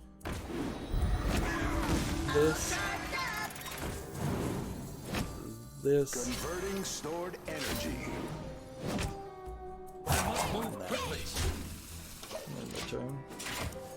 So I guess I'll put the SNK 40th Anniversary Edition on the follow list. Let's see. A shift in the sky. Next, there's a game on Steam called Aquaculture Land, which looks like it is a fishery simulation game, for lack of a better description. Doesn't look very interesting. It looks kind of like a Farmville style game. Early access for 99 cents, English only. This. This. I fight. Photonic burst. Doing damage. Job's done.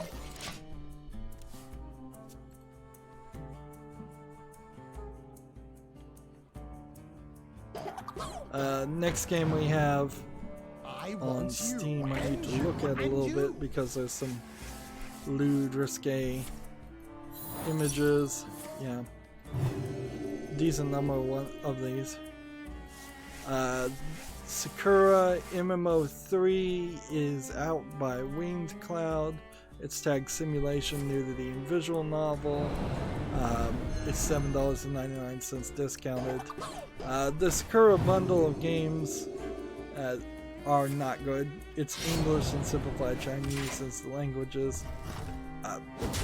Anything from the Sakura line of games by Winged Cloud are designed to sell on sex and sex alone, and not actually be entertaining. Alright. Follow the rules. Reduce that. Do that. For justice. And continue to do damage. Photonic burst. Incoming. Gamatsu has an article here. Sony and Flavorworks announced Erica for the PlayStation 4 PlayLink, which seems like a full motion video game. Is PlayLink the initiative where the games are made by Chinese developers? I think maybe they are. So there's a trailer here. Although I would say this feels as much as a French game as it does a Chinese game. And that seems like full motion video, but I could be wrong about that. Seems like you're guiding decisions, but there's actually, if I was to guess, very little game here. Yeah, this is one of those Quantic Dream style games where you're just watching a video that has some small interactivity to it. And that's it.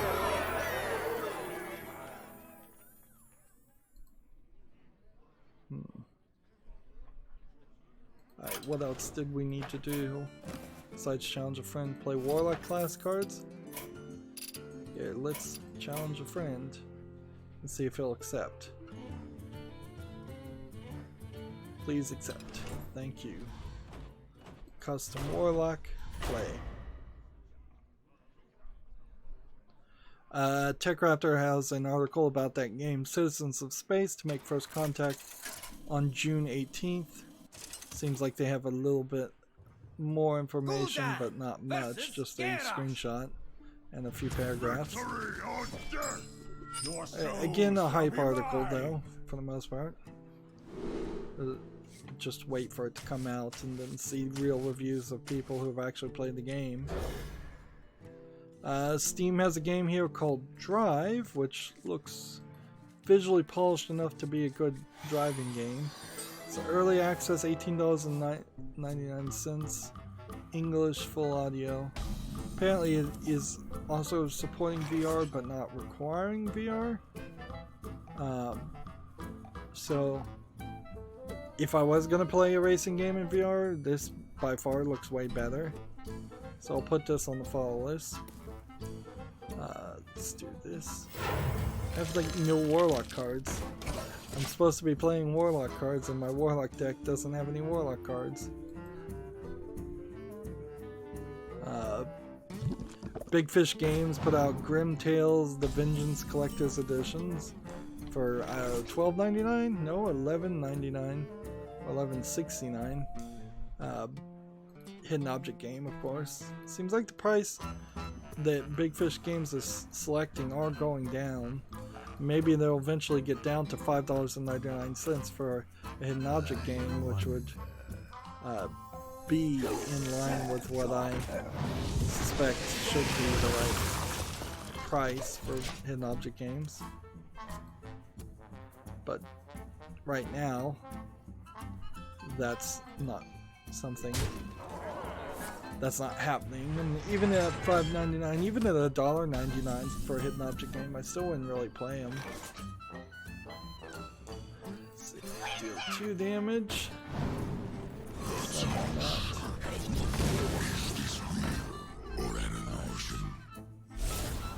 that.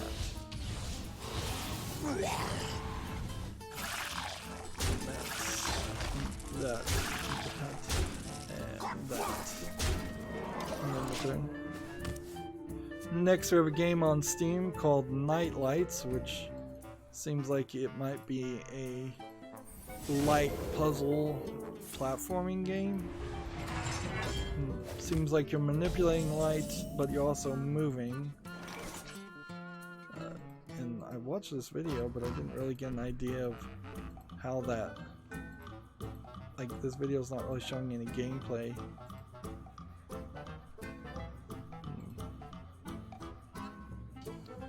So it's kind of a puzzle platforming game. $8.99 discounted is a little high. English only as language. But I'll give this one a chance and put it on the follow list.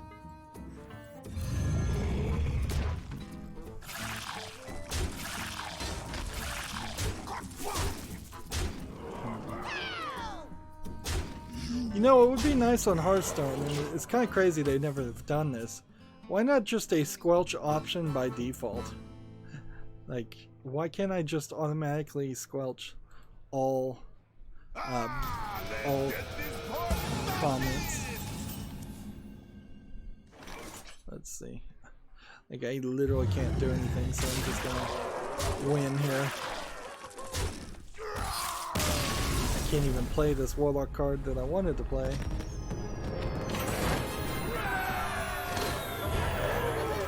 $80 gold. I did spend some extra gold, by the way, buying packs on the Asian account, so I might be a little short in gold, but I doubt it by the time there's the next expansion. And I definitely am short of gold on my secondary account because I haven't been doing any of the daily quests on my secondary account, so I need to start finding some extra time to do the daily quests on my secondary account so I can unlock at least the first week of well, the second chapter of the solo expansion. That way I am not at risk of not being able to purchase that in the future. At least I'm hoping I won't be at risk of not being able to purchase it. So we just want to get rid of Warlock cards. TechRaptor has an article here. The Fallout 76 canvas bags no one got will finally be shipped. So if anybody still cares about that or waiting on that, that's happening. I assume this is more to do with avoiding the lawsuits than anything else.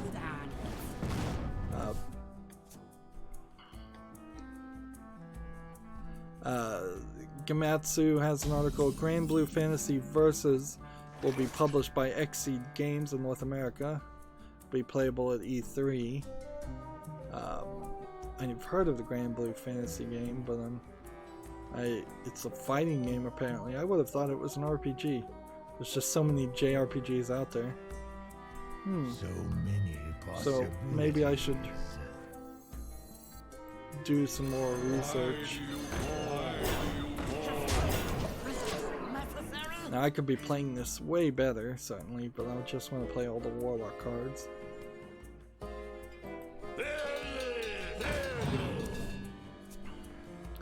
Gematsu has an article, Destroy All Humans remake announced for the PS4, Xbox One, and PC, due out in 2020. This was teased and rumored to happen from THQ Nordic, so it's not surprising at all. I guess I have a video here. I don't really know what the Destroy All Humans game is. They also announced a remake of a SpongeBob SquarePants game that apparently a lot of people who are fans of SpongeBob SquarePants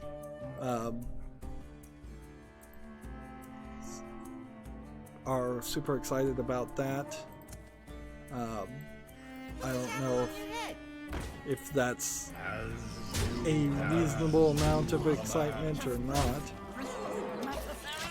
And so THQ Nordic seems like they're going back to just being THQ and releasing a lot of games, but they kind of had to also because they've acquired so many companies now. What is THQ Nordic but this collection of 4 or 5 AAA development studios? Put this apple on your head.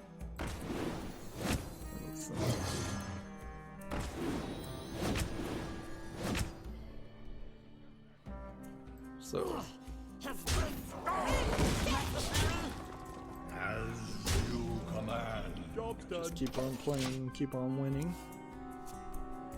Next we have a game on Steam called Giant Life, which looks like it's probably a asset flip VR game where you're just throwing things. Kind of like a Angry Birds if you were blowing up buildings and standing in one place throwing things like so many other VR games. $7.49 discounted. English with full audio. I don't see too much here of interest. That being said, this I think deserves a follow because it might be the most polished visually version of a game like this that I've seen so far. So many possibilities. We are one.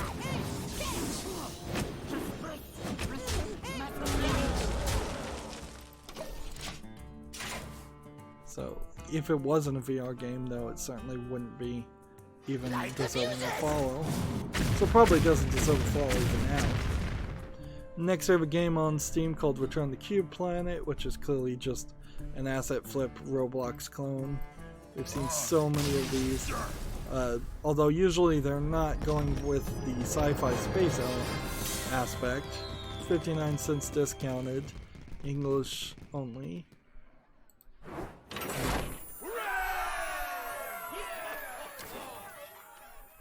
Alright, 24 more Warlock cards to play. Next we have a game on Steam called Millie the Dog, which looks like a complete and total piece of garbage game. MS Paint looking graphics in some instances. Some of them look like just clip art. Yeah, there's just nothing here that says this should be on Steam at all. $3.99 with no discount. English and Spanish Latin America and Spanish Spain.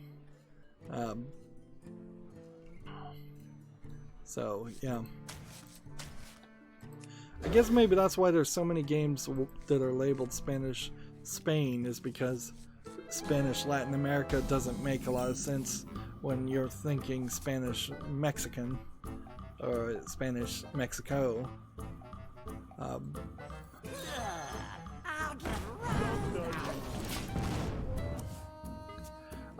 Next we have a game on Steam called Your Island Kimi no Sima.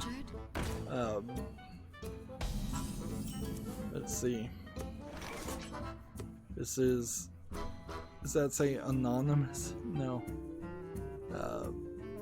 An early access game for $8.99. It looks like garbage. Looks like a city sim done poorly. English and Japanese. Yeah. Haven't seen a lot of Japanese city sims. That doesn't mean they're particularly good at them. Destroy friendly minion, multi-random things. Try this Turn.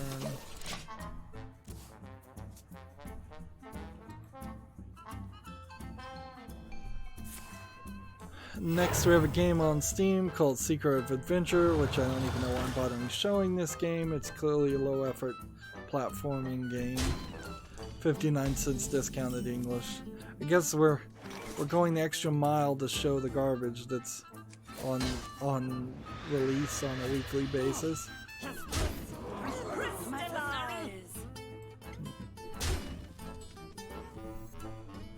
Let's see.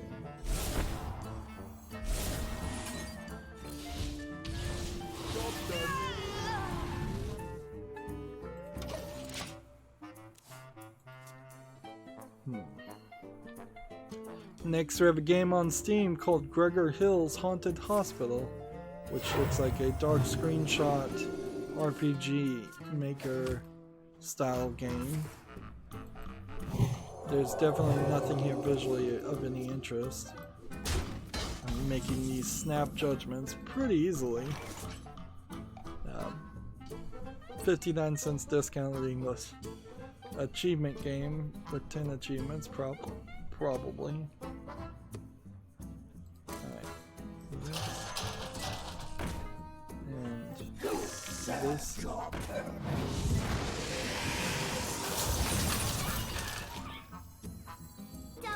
This.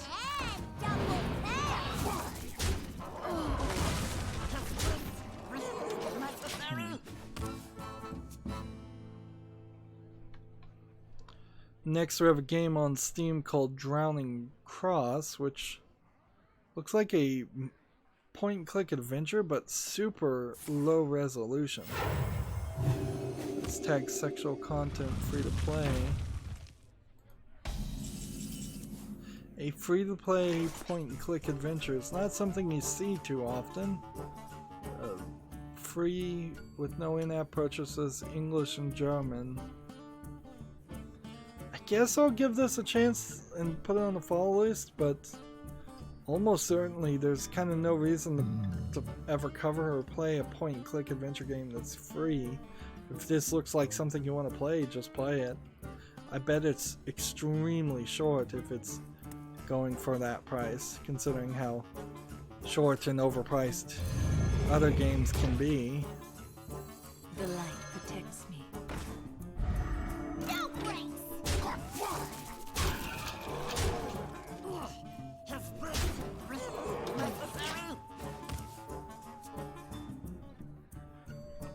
Next, we have a game on Steam called The First Day, which seems to be some kind of platform 3D puzzling game.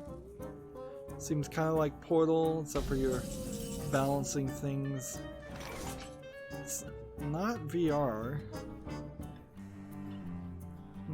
There might be a game in here.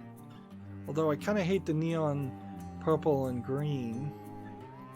And there is a little bit of an asset flipness to this. And none of these screenshots want to load. I cannot really figure out why they don't load the first time. They should. Probably just because I'm out of RAM. I think there's enough here to give this a follow. It's probably not good. It's $12.74 discounted, English and German. But I'm willing to give it a chance. Stop copying me. There we go. Almost out of time.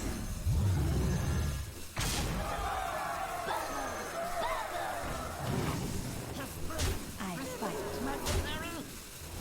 There we go.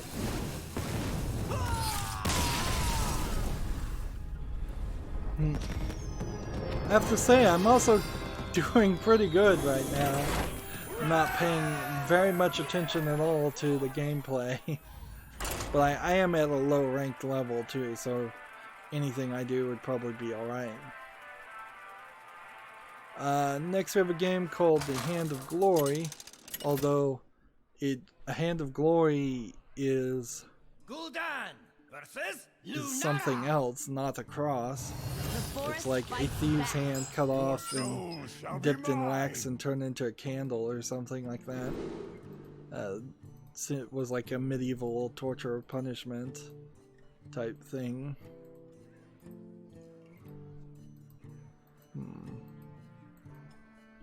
This looks like a point-and-click adventure. Doesn't look terrible. It's coming soon, so I guess in this case, anything that's coming soon and doesn't have a real release date has no point to actually be on the fall list. This looks alright, not great, certainly, but alright. I'm gonna keep this one only.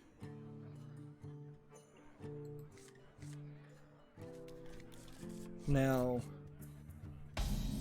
I don't know what's going on with this, but Octopath Traveler is apparently again being released on Steam. Maybe it was early access before. It's already rated very positively. I don't see a reason why this shouldn't be on my wish list. In all fairness, this probably is a JRPG that wouldn't make it in the top 10 list of JRPGs that I should play.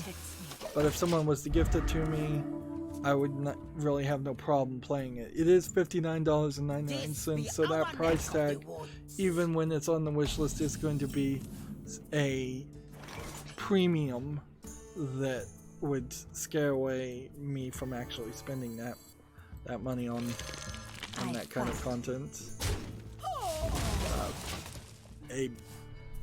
If it were realistic 3D graphics and it was $60, that would feel a lot better to me. Maybe that's a bit of a bias artistically. But yeah, there's no reason why this shouldn't just go to the wish list.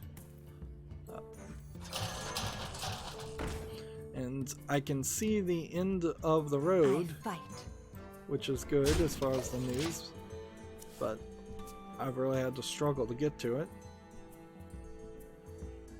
Next we have a game on Steam called Aliens Attack VR.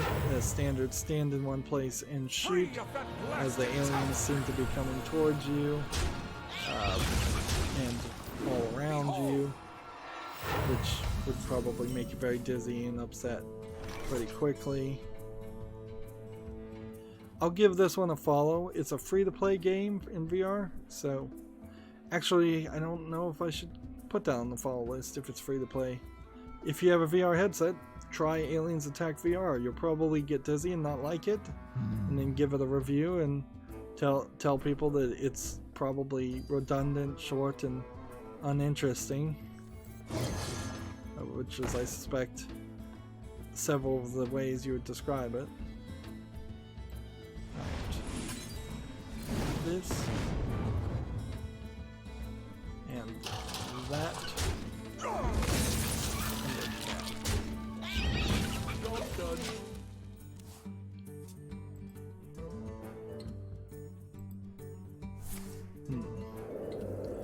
Gamma Sutra has an article here. The Sony chief, quote, "There's no scenario where PlayStation and Xbox platforms combine." So, yeah. That's kind of a weird thing to say outside to the public, though, because what you would want to say is something snide and slick, like, we would be more than willing to entertain Microsoft bringing all of its games to our platform, and us being completely 100% in charge of the Microsoft games. That should be something that they would have said there to make it sound like they're being way more generous than they really are. But to outright blatantly say there's no scenario, even though the meaning is exactly the same, that's a problem. And certainly this is a confirmation that cross-platform play on things like Rocket League is still a no-go for Sony. So I don't know why you'd want to support Sony in the long run, quite frankly, because Sony at this point is acting as a hindrance from several different reasons to the video game industry, and they're just not accepting the future and the way things are done nowadays.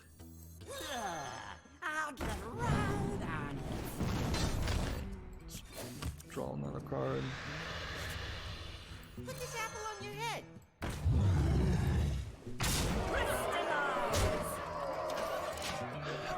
Gamatsu has an article here. Persona 5 Royale FAQ addresses Persona 5 save data and DLC compatibility plus some new screenshots.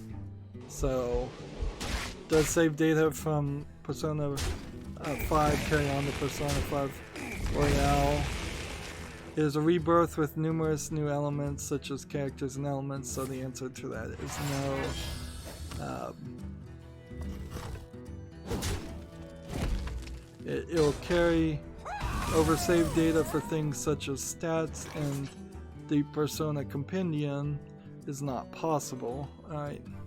However, if you have save data for Persona 5, you will receive a useful bonus at the beginning of the game. There are currently no plans for other platforms other than PlayStation 4. Will there be a digital edition? There will be store-specific bonuses. This is currently in preparation. What about downloadable content I purchased for Persona 5? Due to commercial reasons, you will be able to continue to using the downloadable content purchased for Persona 5 in Persona 5 Royale by repurchasing the content at the one content for 10 yen. Wow, so you have to buy DLC a second time also. Doesn't seem like you're getting a very good deal to play Persona 5 Royale, which seems to be just kind of a update remaster, something that could have easily been released as a patch to the original game or DLC to the original game, and they're just reselling it to you. Of course, it being a PlayStation 4 exclusive, and the fact that Persona's developers don't want you to stream any of it.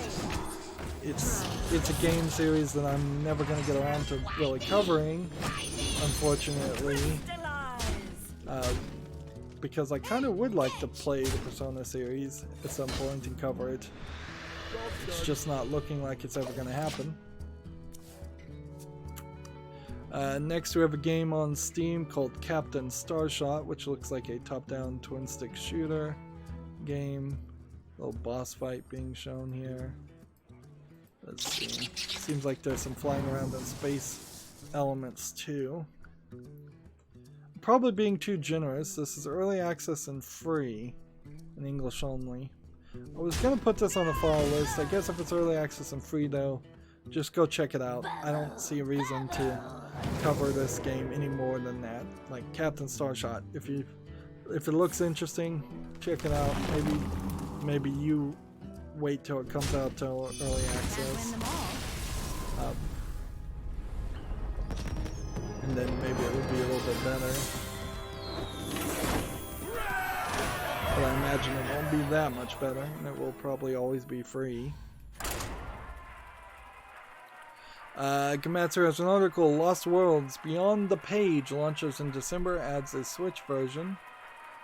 Lost Worlds sounds like a game series I've heard about, but I can't remember it. I must protect It has an interesting animation style to it, it looks like. Let's skip through this. Looks like it's a storybook indie platformer, for lack of a better term.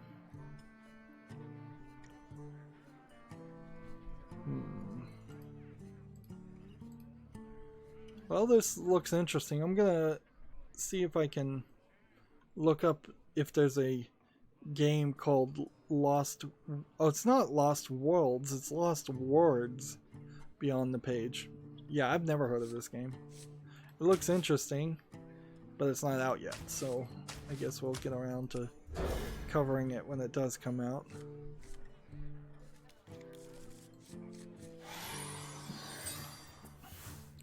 Next, we have a game on Steam. Talk about just total garbage. Tennis Elbow Manager 2, which literally I think is a manager tennis game in which you're managing people with tennis elbow. And don't let these fancy animations trick you. I imagine those are pre-rendered things and demos, and you don't really control any of that, or you control very little of it. I definitely don't think this is a tennis game. It's early access for $26.99, English and French. I am unimpressed completely by it.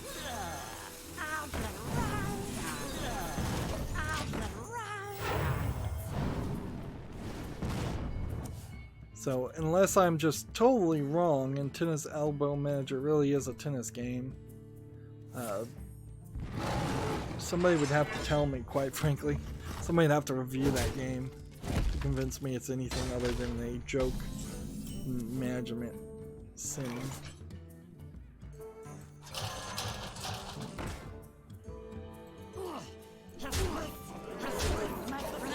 Gematsu has an article here. Strategy game Immortal Realms Vampire Wars has been announced for the PS4, Xbox One, Switch, and PC.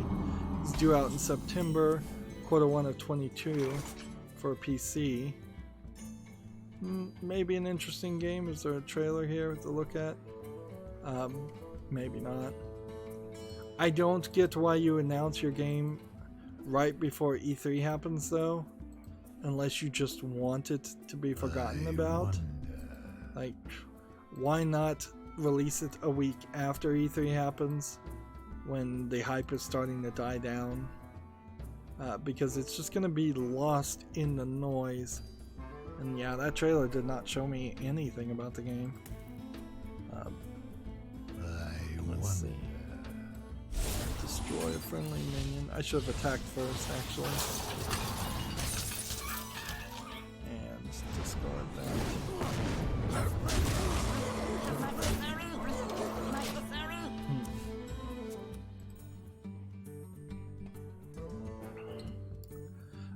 TechRaptor has an article, Free Borderlands 2 DLC leaked, connecting story to Borderlands 3.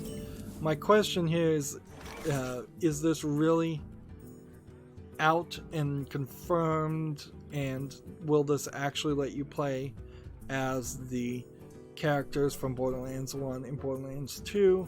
Because I think you might be able to play as those characters in Borderlands 3, and that's probably the right direction to take it, is to just fix that mistake. That's like the biggest mistake that Borderlands 2 made, is forcing you to play as new characters and then never letting you play as the old characters. Kind of forcing you to play new characters to begin with makes no sense. No screenshots exist proving it. They're calling it Commander Lilith in the Fight for Sanctuary. It's coming out of Reset Era. Ugh. Yeah.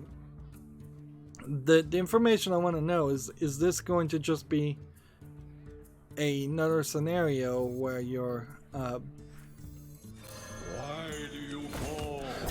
just playing as the same old characters from Borderlands 2, or is it something else? Does it perhaps let you max level some of the other characters? Even that would be very welcome, because I'd love to play as a Necromancer, but I don't want to do it unless there's an easier way to max level that character. I don't want to start at level 1 and try to play 2 full gameplays to get it to level 60. That's just asking way too much time. Of course, the other element here that's questionable about these rumors, which are probably true, is why not get ahead of this and announce this free DLC as Gearbox? I wouldn't be surprised if Gearbox actually is leaking false rumors to Reset Era after, in an order to maybe control or change the narrative.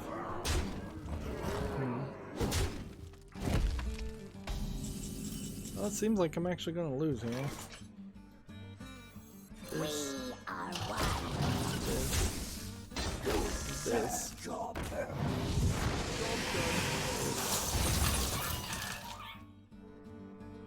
I should have played that. If I had played this, My thanks.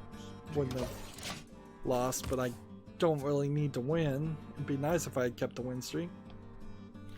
Gamatsu has an article. Sega Atlas announces its E3 lineup. Captain Full Body, Judgment, Mario and Sonic at the Olympia Games 2020, Tokyo 2020, Persona Q2 new Cinema Labyrinth for the 3DS, the Sega Genesis Mini, free swag, the Catherine Full Body Experience. That's not really a lot for Sega to be showing off, but I imagine they'll have maybe a few surprises. Still have some. How many do we have to play? 8 Warlock cards. And then we'll be done. Gamatsu has the same article here. Destroy All Humans remake announced for the PS4, Xbox One, and PC. No big surprise there. In fact, that may have been an article we already covered. None can escape my fury. Let's see. Your soul shall be Gamatsu has an article here. Yooka-Laylee and the Impossible Lair has been announced for the PS4, Xbox One, Switch, and PC, which is a little surprising because I didn't really assume that there would be a sequel to Yooka-Laylee. I think it's an alright game, not particularly a great game, and I kind of that's the reason in a nutshell that I didn't think they would make a sequel to it. Maybe the sequel will be a little bit more polished and a little bit better. It's from Team 17, and I kind of get the feeling that a lot of Team 17 games are interesting in concept, but not interesting in actual implementation or trying to play them. A lot of Team 17 games only are interesting if you have friends to play with, too.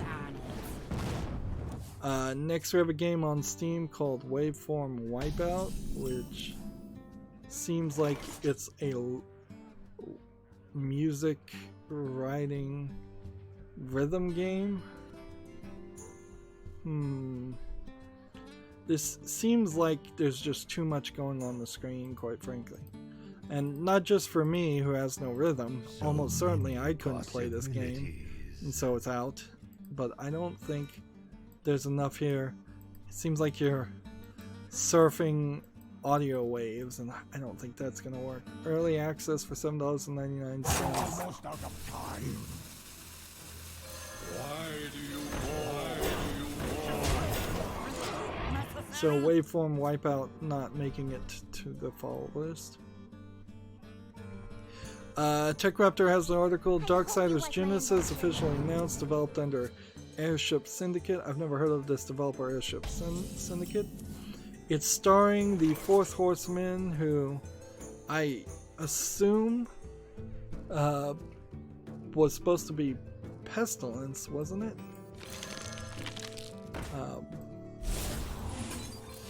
Like, because you had War, you had Death, you had Fury, which Fury was replacing somebody else.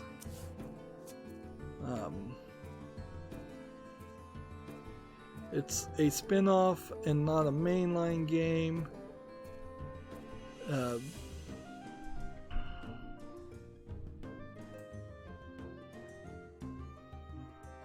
This is the new Horseman Strife, who may or may not be getting his own mainline game later.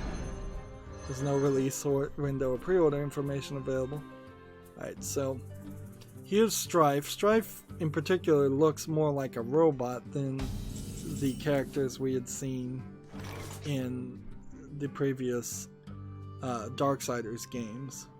And what they're having him do is more of a 3D Diablo-esque hack and slash game with some platforming and jumping. I wonder. Let's see. It's gonna take him forever to walk down the hallway. He's talking to a bunch of demons, and you see all these demons, and then he pulls out his two guns and starts shooting them. And here's the real game, like a top-down twin-stick shooter with a little bit of platforming and working your way around, but mostly a top-down twin-stick shooter game.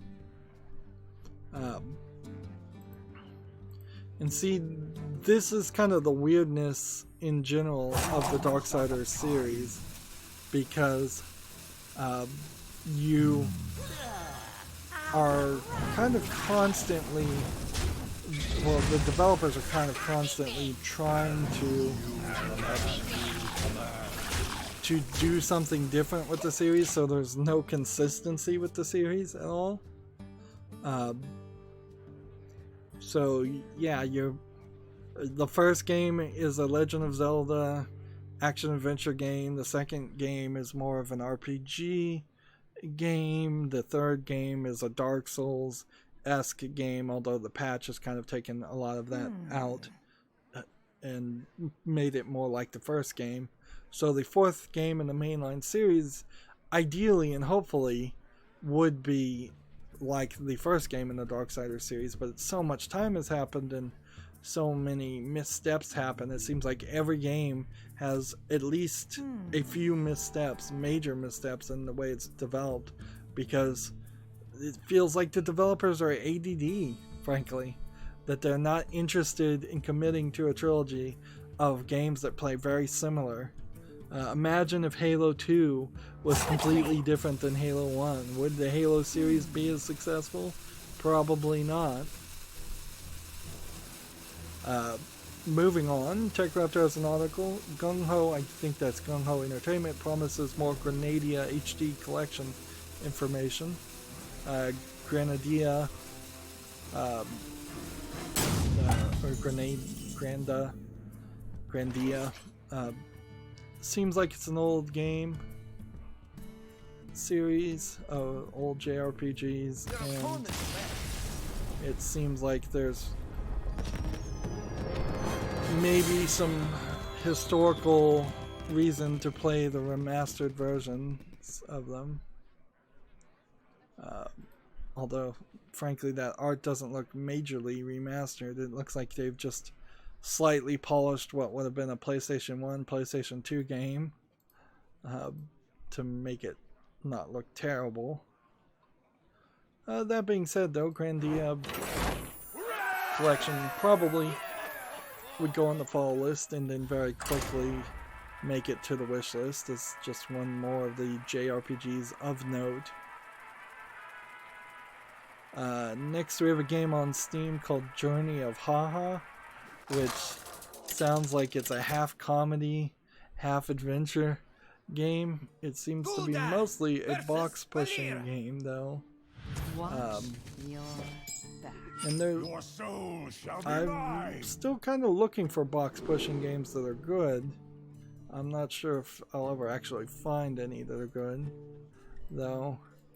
And this one seems like it has enemies running around, so it actually would be a little bit more frantic and fast-paced than I think you probably would want in a box-pushing game. $2.99 discounted. I'll give this a follow. It probably will disappoint and probably never get any reviews, but I'll give it a chance.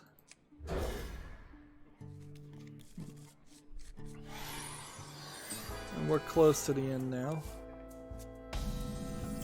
TechRaptor has an article here. Sega Ages adds virtual racing and Wonder Boy and Monsterland later this month. Sega Ages, I think, is a software and not a monthly service. That being said, So many I swear there's a previous Sega type product that collection of old Sega games that is also on Steam, so I'd have to do more research on that. Next we have a game on Steam called Idle Dungeons, and it's already mostly negative, and it almost certainly is an idle game where you do absolutely nothing or very little. It's probably an achievement game. Free to play with in-app purchases and 51 achievements, so yeah, clearly an achievement game.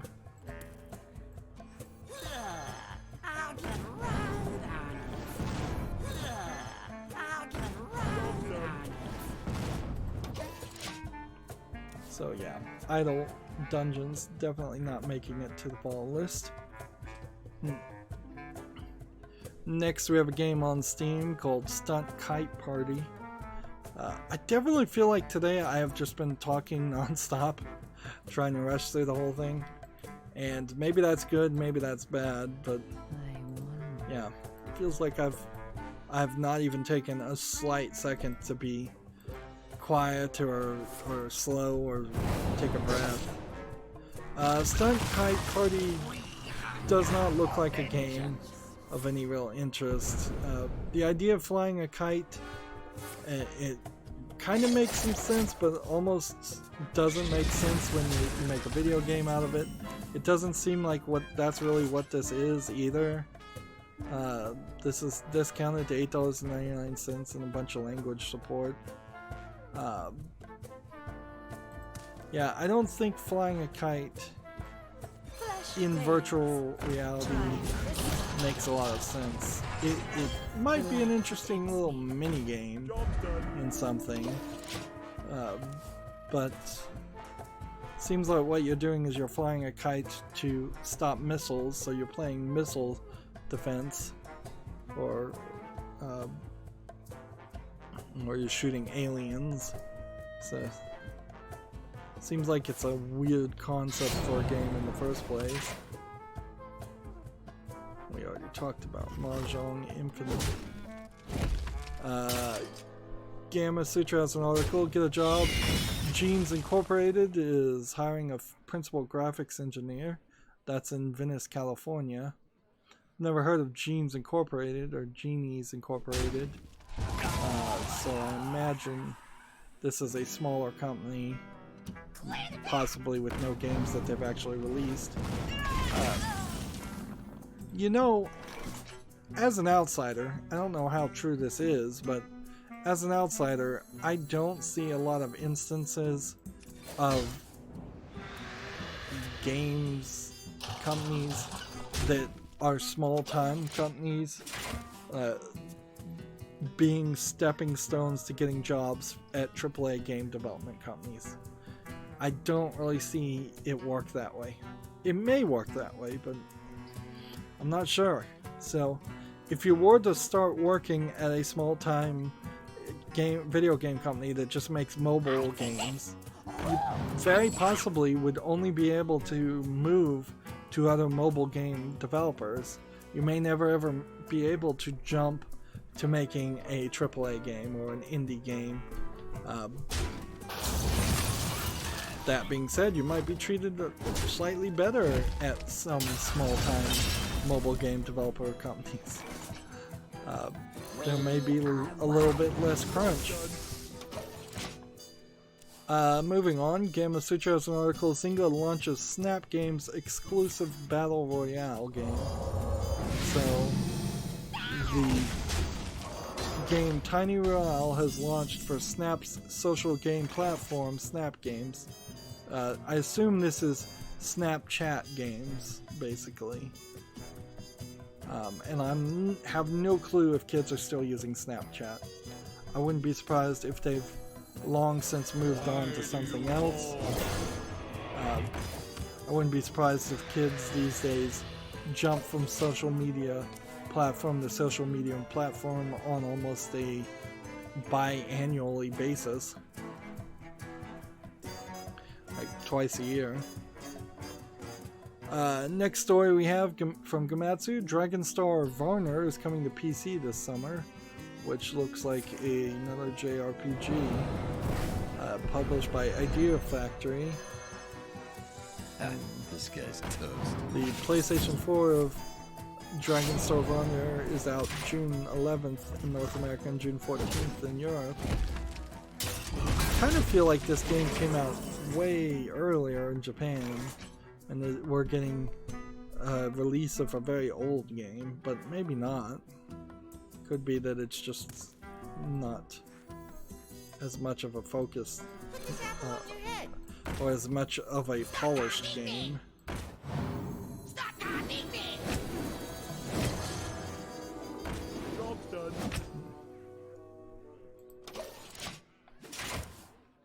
I have only a few more things to talk about. We have a game here on Steam called Maldron Journey, which looks like a low-effort asset flip game.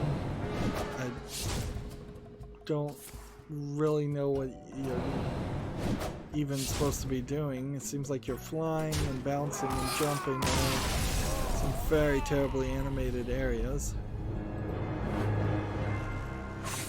Yeah, this really feels like a completely unfinished game or tech demo or something. $7.99, no discount, English only. That definitely is not making it to the follow list. And I am shocked, quite frankly, that I got all of the daily quests done. I would not have thought I was able to do that. Let's see. Here we have a game on Steam. Let's just wrap these up.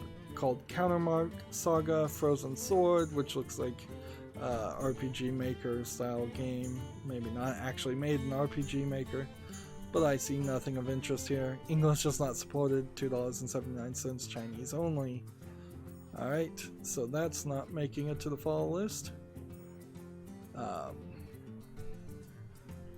Let's see. There were 40 new tweets that came out for GameIndustry.biz since I muted it. I wonder how many are important. I guess none, because I really haven't missed anything the game industry has had to say. So I might look at these new tweets just to consider if I unmute it, but I think I'm done with GameIndustry.biz. It is probably the last game in the Game Network group of game sites that I was listening to, and they got very obnoxious very fast, and I probably was overlooking other instances, and it so sucks, quite frankly, that you find a mainstream video game journalist site, you try to follow it, and within a couple of minutes you realize, oh, this is just yet another website that is either got a personal conflict or a personal relationship with game developers, or personal beef against streamers, or personal beef against YouTube, or they're just social justice warriors to the max, and you can't even read their articles without them spewing their dogmatic thoughts, which you might even agree with half of their opinions, but they're so dogmatic and hateful in how they spew it that it's not something you want to hear on the regular. Moving on, we have a game here called RDS, the official Drift video game. I don't know what would make it an official Drift video game. This looks good enough to put on the follow list. $17.99. Apparently it also supports VR. That being said, it seems like it might be also a Russian game. It is English and Russian. So this might be a low effort game that's hiding behind some fancy screenshots. Again, yeah, there's no way it really is the official Drift video game, because there's not like a drifting league that has any authority to claim that. There probably is a drifting league, or quite a few out there, but that doesn't make drifting itself owned by any specific league. Next we have MotoGP 2019. I don't know why they're announcing so many racing games right before E3. I certainly am considering maybe finding a motorcycle style or dirt bike style racing game and trying those slightly to see how they play, if they play any different. I doubt they play very different. This is $49.99, pretty expensive. Lots of language support. I'll put this on the follow list, see if people like it. Gamatsu has an article here. Action horror game Shadow Corridor is coming to Switch this summer in Japan. Is there a trailer? No. So, I'm not sure if Shadow Corridor is going to make it to the West at this point. Next we have a game on Steam, and we only have about 5 more, so we have a game called Hold the Fort, and it seems like it's probably a tower defense style game. You build your defenses, you play in single player, and then it looks like a very polished tower defense game. It's discounted to $13.49, and it has a bunch of language support, so I'm willing to give this a chance and put it on the follow list. Almost certainly it's not going to be something that interests me, because it is still really just a tower defense game, or at least it looks like that. Next we have a game on Steam called Magnetic Pull, which is just an Asteroids clone or Galaga clone. Galaga clone, I guess would be what it is, or Arkanoid. I'm getting all the names of the arcade games confused in my head. Yeah, thoroughly unimpressive visually. $7.99, English only. Magnetic Pull not making it to the follow list. Next we have a game on Steam called Blue Boy The Journey Begins, which might be a infinite runner or a adventure game or a walking simulator. It looks maybe a little asset flippy, but why would you animate somebody swimming? Because then there's a second animation you have to make, and there's like a stealth animation. Seems like there's an ambition to have a game here, and for that I'll reward it by putting it on the follow list. $9.99, no discounted. 2 achievements, full audio English. This might be a game, this might be a mess. It's almost a 50-50 shot. YouTube on Twitter tweeted out 2 days ago a tweet. Today has generated a lot of questions and confusion. We know it hasn't been easy for everyone. Going forward, we're going to take a closer look on our own harassment policies with the aim to update them, our thoughts and plans, and then that links to an article that starts taking a harder look at harassment. So I think this is their newest tweet, and so they've been silent for a couple days. Probably a good move. I haven't gotten around to reading their blog. I could read it now, but frankly, it doesn't really matter what YouTube says. What they say and what they do are 2 different things.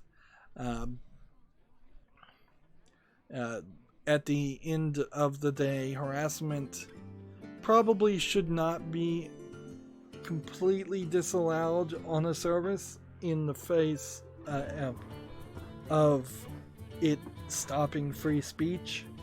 If you make yourself a public figure, if you're out there saying something publicly, then you are opening yourself up to what many would call harassment, and some would even call hate speech. And hate speech has always been a bad term to elevate harassing, disgusting, mean speech and to push for censorship. And in the end, if you believe in free speech, you kind of have to allow almost all hate speech, and you have to allow almost all harassment. The only thing that you can kind of do is if somebody is spray painting somebody's walls or their house, and they spray paint something that is hate speech on that, well then maybe you could add on top of the destruction of property, they're doing a crime there to make it a criminal thing. Maybe you don't even need to do that. Maybe you just make it a consideration, and it's like, not only did you spray paint your neighbor's house, you spray painted a swastika on it or something.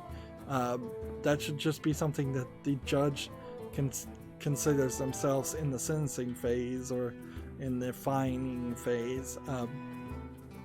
But since YouTube is not the government, YouTube's main goal, in my opinion, as all citizens and corporations' goal should be, is to promote free speech as much as possible.